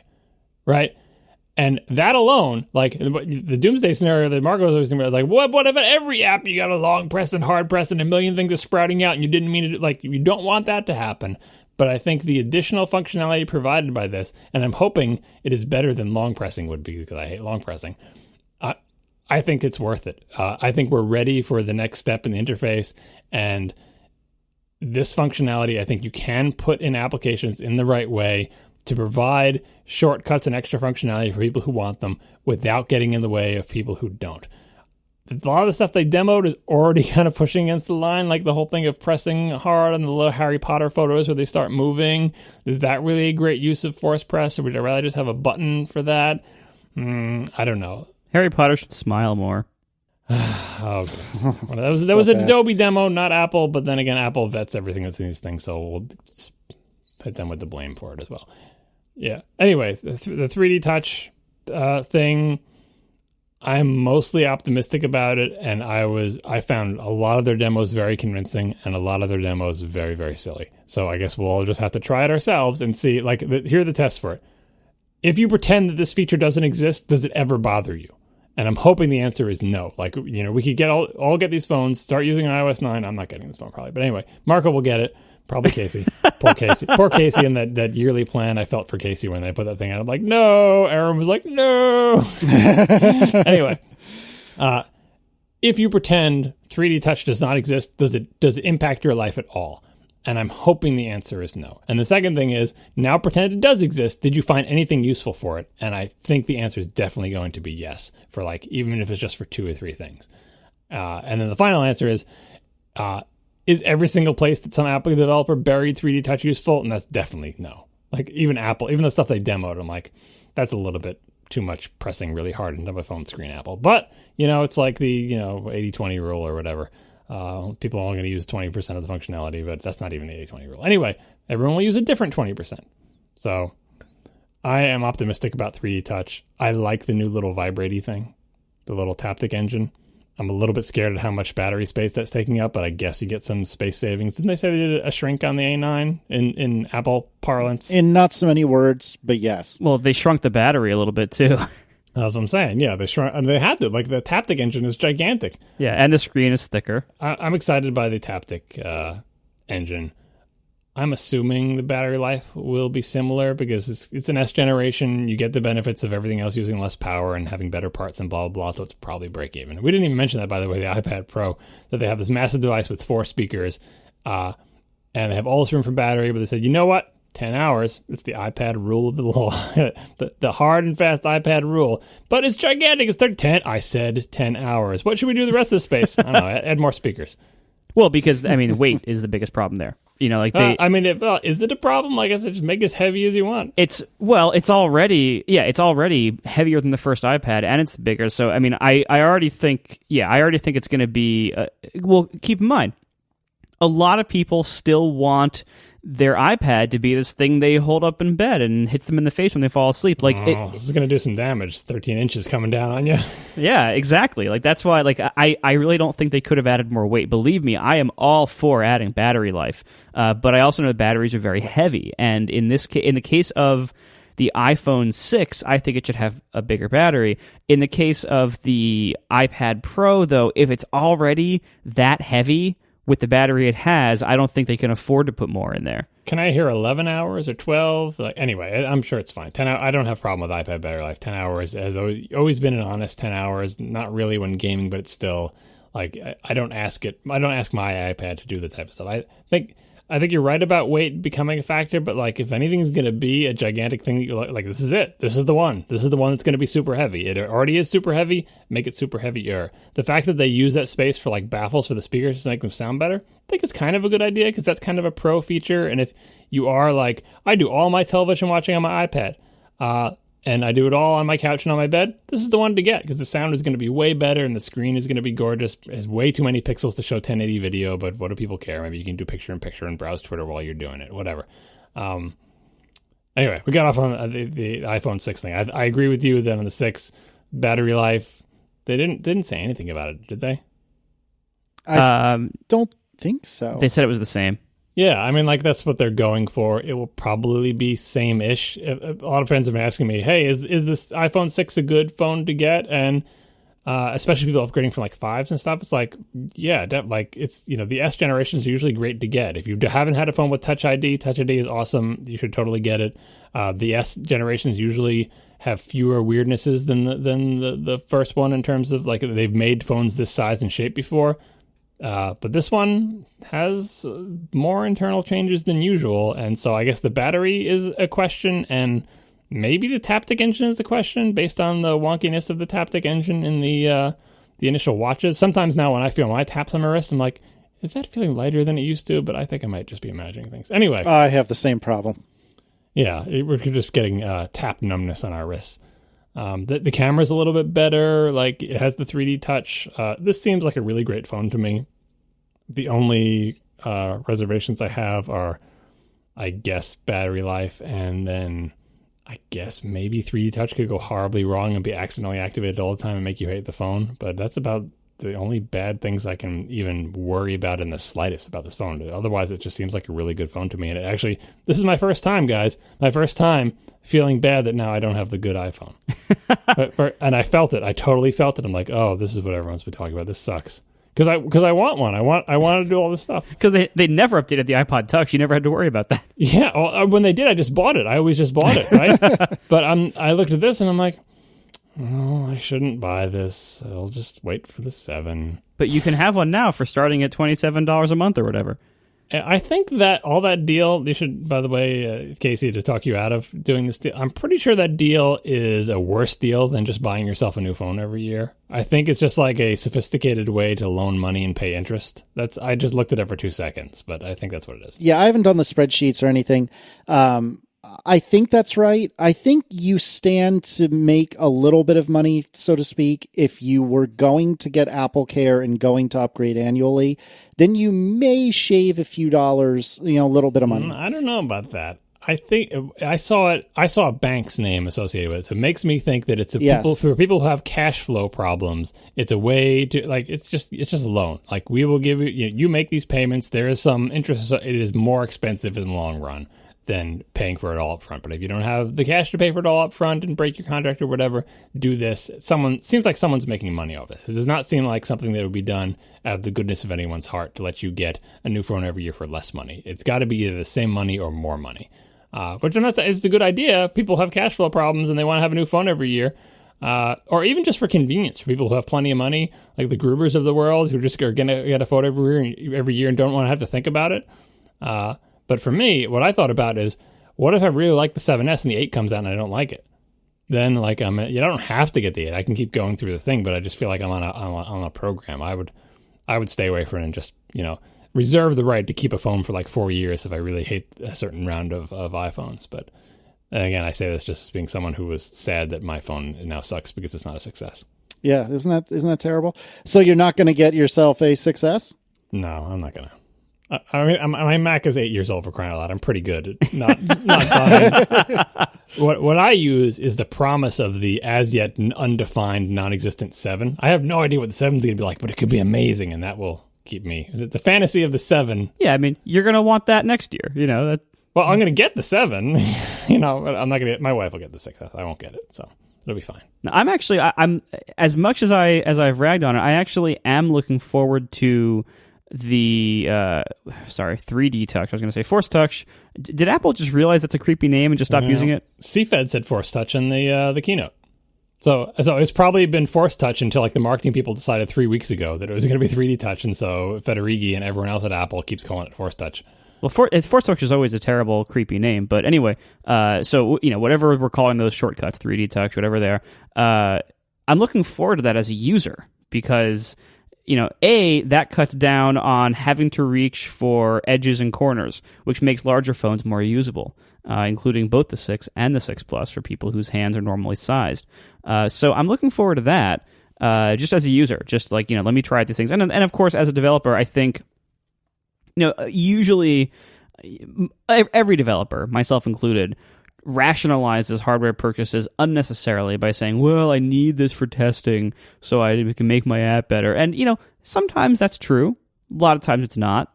I think in this case, that actually might be more true than usual, just because if this 3D Touch thing takes off, which it probably will because it's a really convenient shortcut on the most frequently used computer most of us use.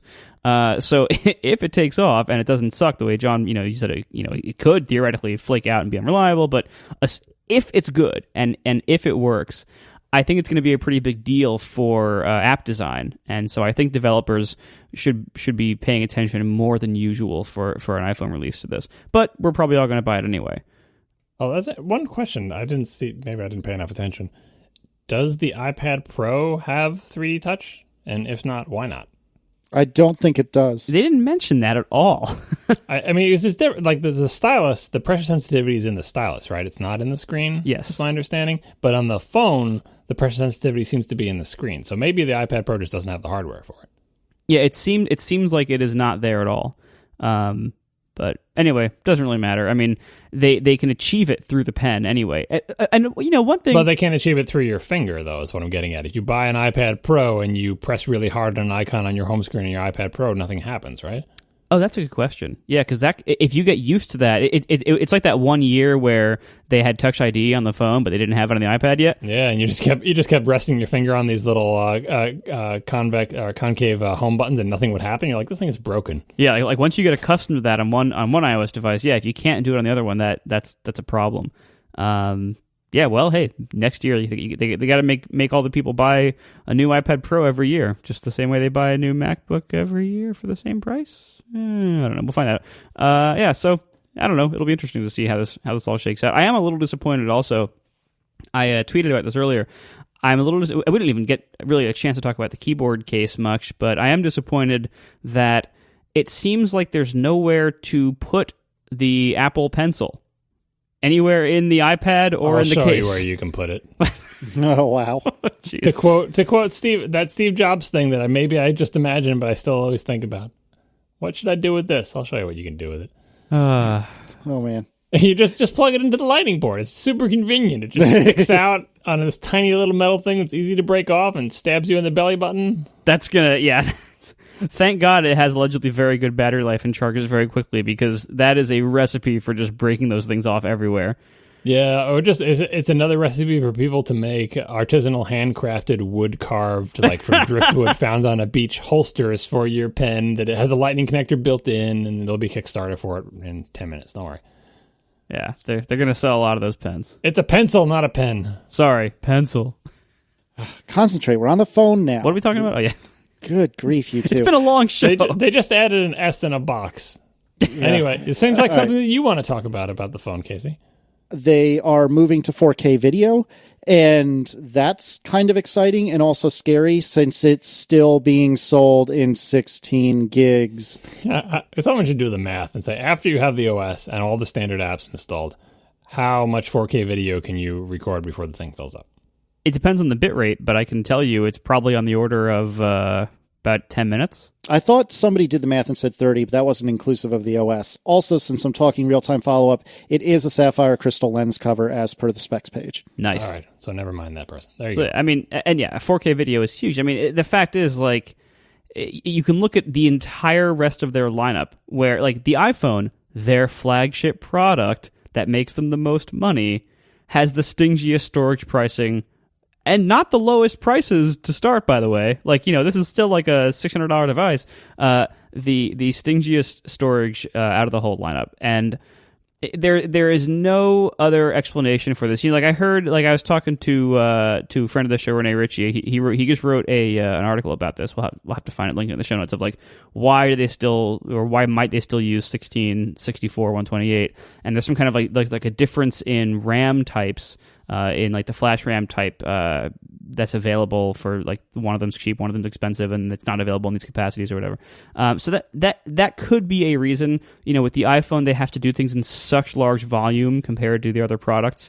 Oh, the easy reason is because the 6 did. That's the answer. Why does the 6S do it? Because 6 did. And then you ask, why did the 6 do it? And then you can get into the RAM types and then the sizes and all that other stuff. But it's a shame either way. In the grand scheme of things, it's not our problem. It's Apple's job to figure out how the hell to make products that aren't crappy. Right. Well, and they sell lots of 32 gig flash products at very cheap prices. So it is not like they can't do it. And I think the real reason here is just because they know that it drives up the average selling price of their most profitable, most successful product. That has to be the answer. Do they know that though? Because they never break that down for us. We assume it does. With the whole anchoring, and it's I don't want the small one, I don't want the big one, I want the middle one. But the middle one is, the whole anchoring thing it's surely a thing. Apple probably does know, but I don't think we can know unless maybe again Horace knows because he does some crazy algebra to solve a simultaneous series of equations to figure out exactly how many 16s. But I don't know what the mix is. The 16 just seems like I want an iPhone and I want the cheapest iPhone possible.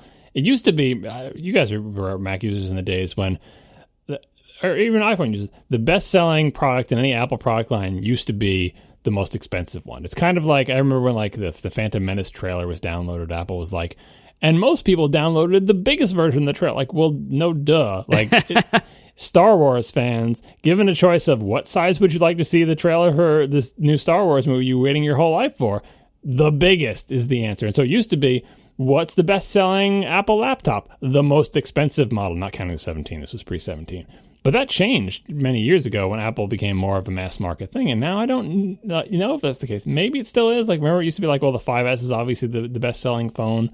But that doesn't get into capacities. Is the 16? Are people I really want an iPhone 6 and the cheapest way I can get it is 16?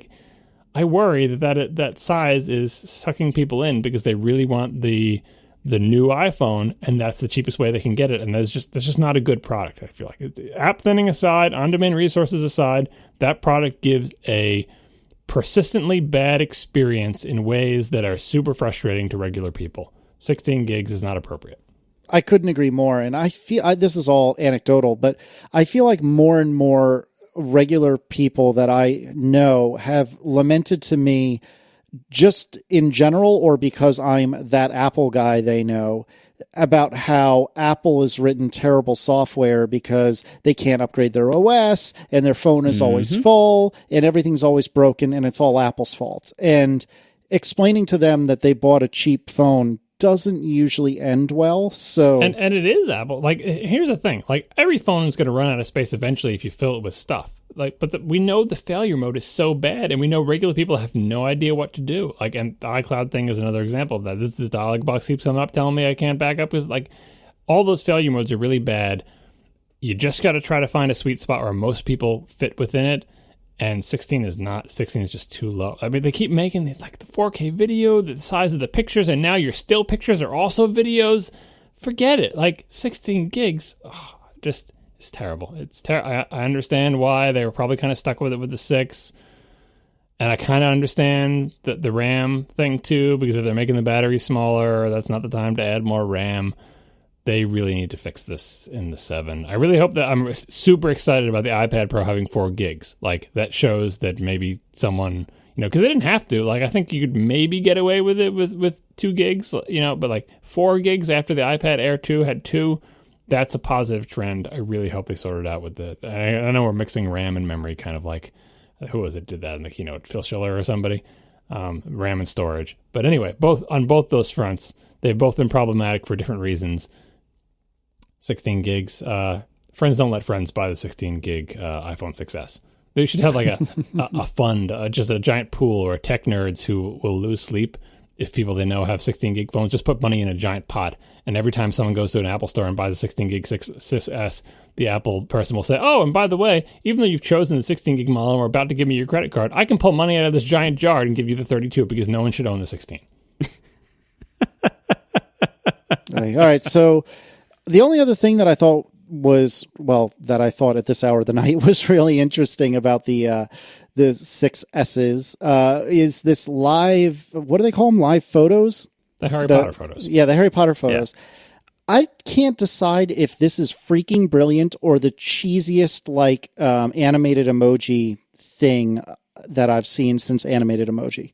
I think it's nice. I mean, especially, I found this too. I find myself not regarding how many pictures I've taken of my kids, but wishing I had more video. Video just seems more onerous to me, and this is a nice sort of compromise that, like, I would use this feature if I had it, because I like to have a little bit of, I like to see them in motion and hear what their squeaky little voices sound like. I have video of them. I have plenty of video, but I feel like I wish I had more video.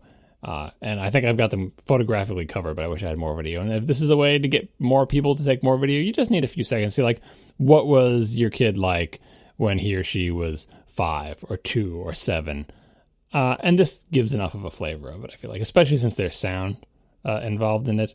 I don't think you should take every picture like this, especially if you have a 16 gig phone, but it's cute. I don't like the fact that you have to, like, press hard and it goes all blurry and comes back in. I don't like that whole interaction for doing this. Yes, I agree. But I like the idea that it, takes video. It's one of the fun things you can do when you have a really fast processor in your phone, right? They said a couple of times, I'm pretty sure this is the case, that those are 12 megapixel videos, which is higher resolution than 4K. So they're actually like that little video clip you're getting there is better than what you can get in 4K. Yeah, that's a feature that they on actual expensive dedicated cameras for a long time. It was a high end feature to be like, and while you're shooting video, you can shoot stills in the middle of the video. Like, it's not phones have crappy processors or whatever, but at a certain point, even the crappy processors in dedicated phones were fast enough. And surely the A9 is plenty fast enough to do this for limited amounts of time. Blah blah blah blah. So it's perfect for this feature. Like, they've got the camera, they've got the capacity. It's not like it's taking like, oh, then your photo is going to be like 720p or whatever, or you're even 4K, full res the whole time, but for short periods of time. I think it's cute. Honestly, before the event, based on just the rumors we had heard, I was not that excited about the iPhone 6S, and I was actually thinking about not getting one for the first time. It would be the first iPhone I've ever skipped. Delusional. Yeah, but yeah, I also am not going to buy a watch. Right, exactly, and you're not going to buy an Apple TV or an iPad Pro. One of those I think will be true. I'm not sure which one. Yeah. I think Casey's not going to buy an iPad Pro. I'm not even sure if I'm going to buy one. You're probably going to buy a Mini 4.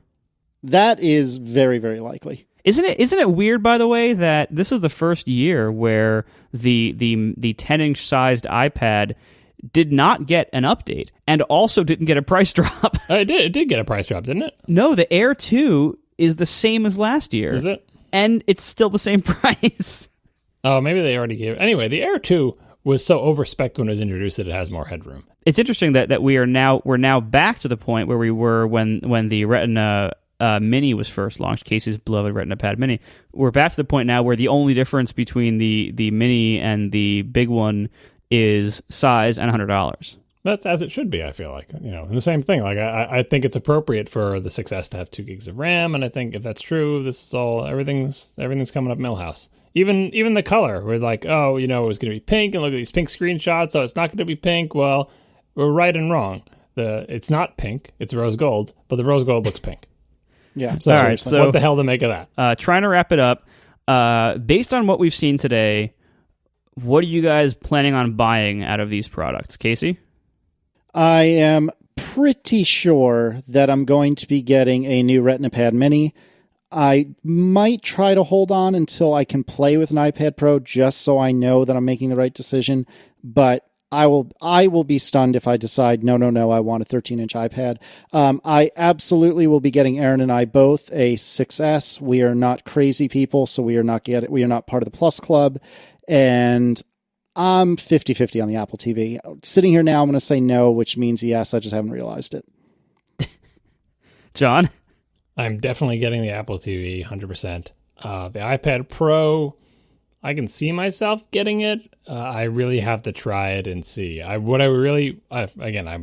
totally gung-ho for the iPad Pro. I want this product to exist. I'm just not sure I'm going to be the one to buy it. I would love every single feature on that iPad Pro in an iPad Air 2 size device with a thicker border around the screen for me to grab with my big fat thumbs. But that product doesn't exist, so I'll have to evaluate the iPad Pro. I might get it because my iPad 3, it's getting a little long on the tooth. These days, I do a lot more on my phone because it's just so much faster.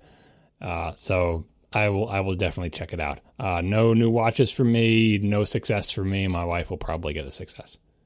And I will be buying a new Apple TV. Tiff and I are both going to get the 6S. And the iPad, I mean, I think I'm going to skip it.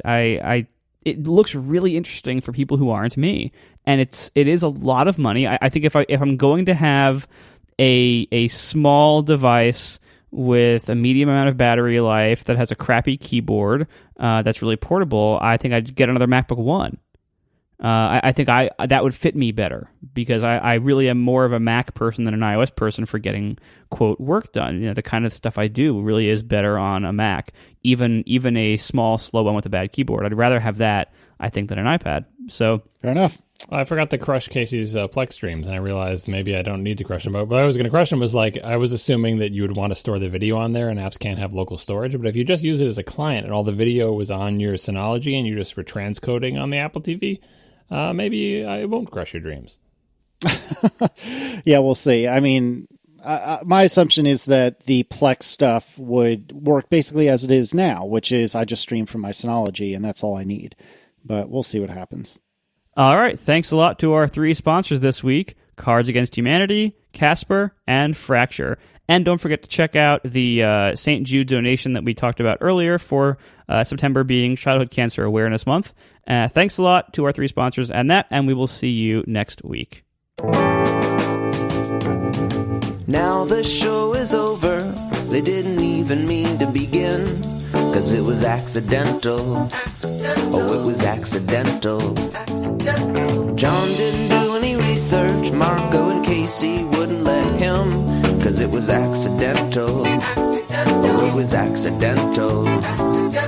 And you can find the show notes at atp.fm.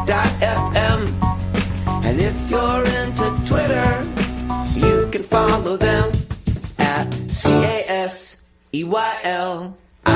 So that's Casey Liss, MARCOARMENT, Marco Arment, SIRAC, USA Syracuse. It's accidental. They didn't mean to. Accidental. Tech podcast so long. Who did it firster? Because I think that covers a lot of the whole. I mean, I didn't hear a lot of this complaining, maybe because I'm not traveling these circles, but like I saw someone post an old comic when the Surface came out of showing the new iPad with the keyboard cover. Like, guys, keyboard covers existed for the iPad. It's not. Can you believe Apple did a thing like this? Yep, I can totally believe it. Everybody can believe it. It is not a surprise. And it is not, and if anyone is out there complaining, was Apple we are the first people to make it? No, they didn't. They didn't say that at all. They didn't even do their normal thing of we think this is the best one ever, and past ones and other ones people have made it crappy. They didn't even say that. They're just oh no, they said that. They did.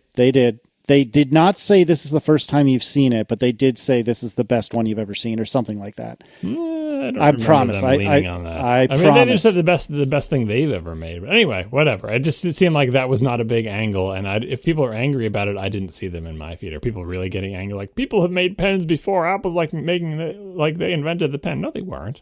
I think the thing is, it was just so egregious and so obvious. But it's not egregious. This again. Who did it first? It's a freaking Newton. For crying out loud, has another company? It's the same company. It was Apple. Apple did that. It was them.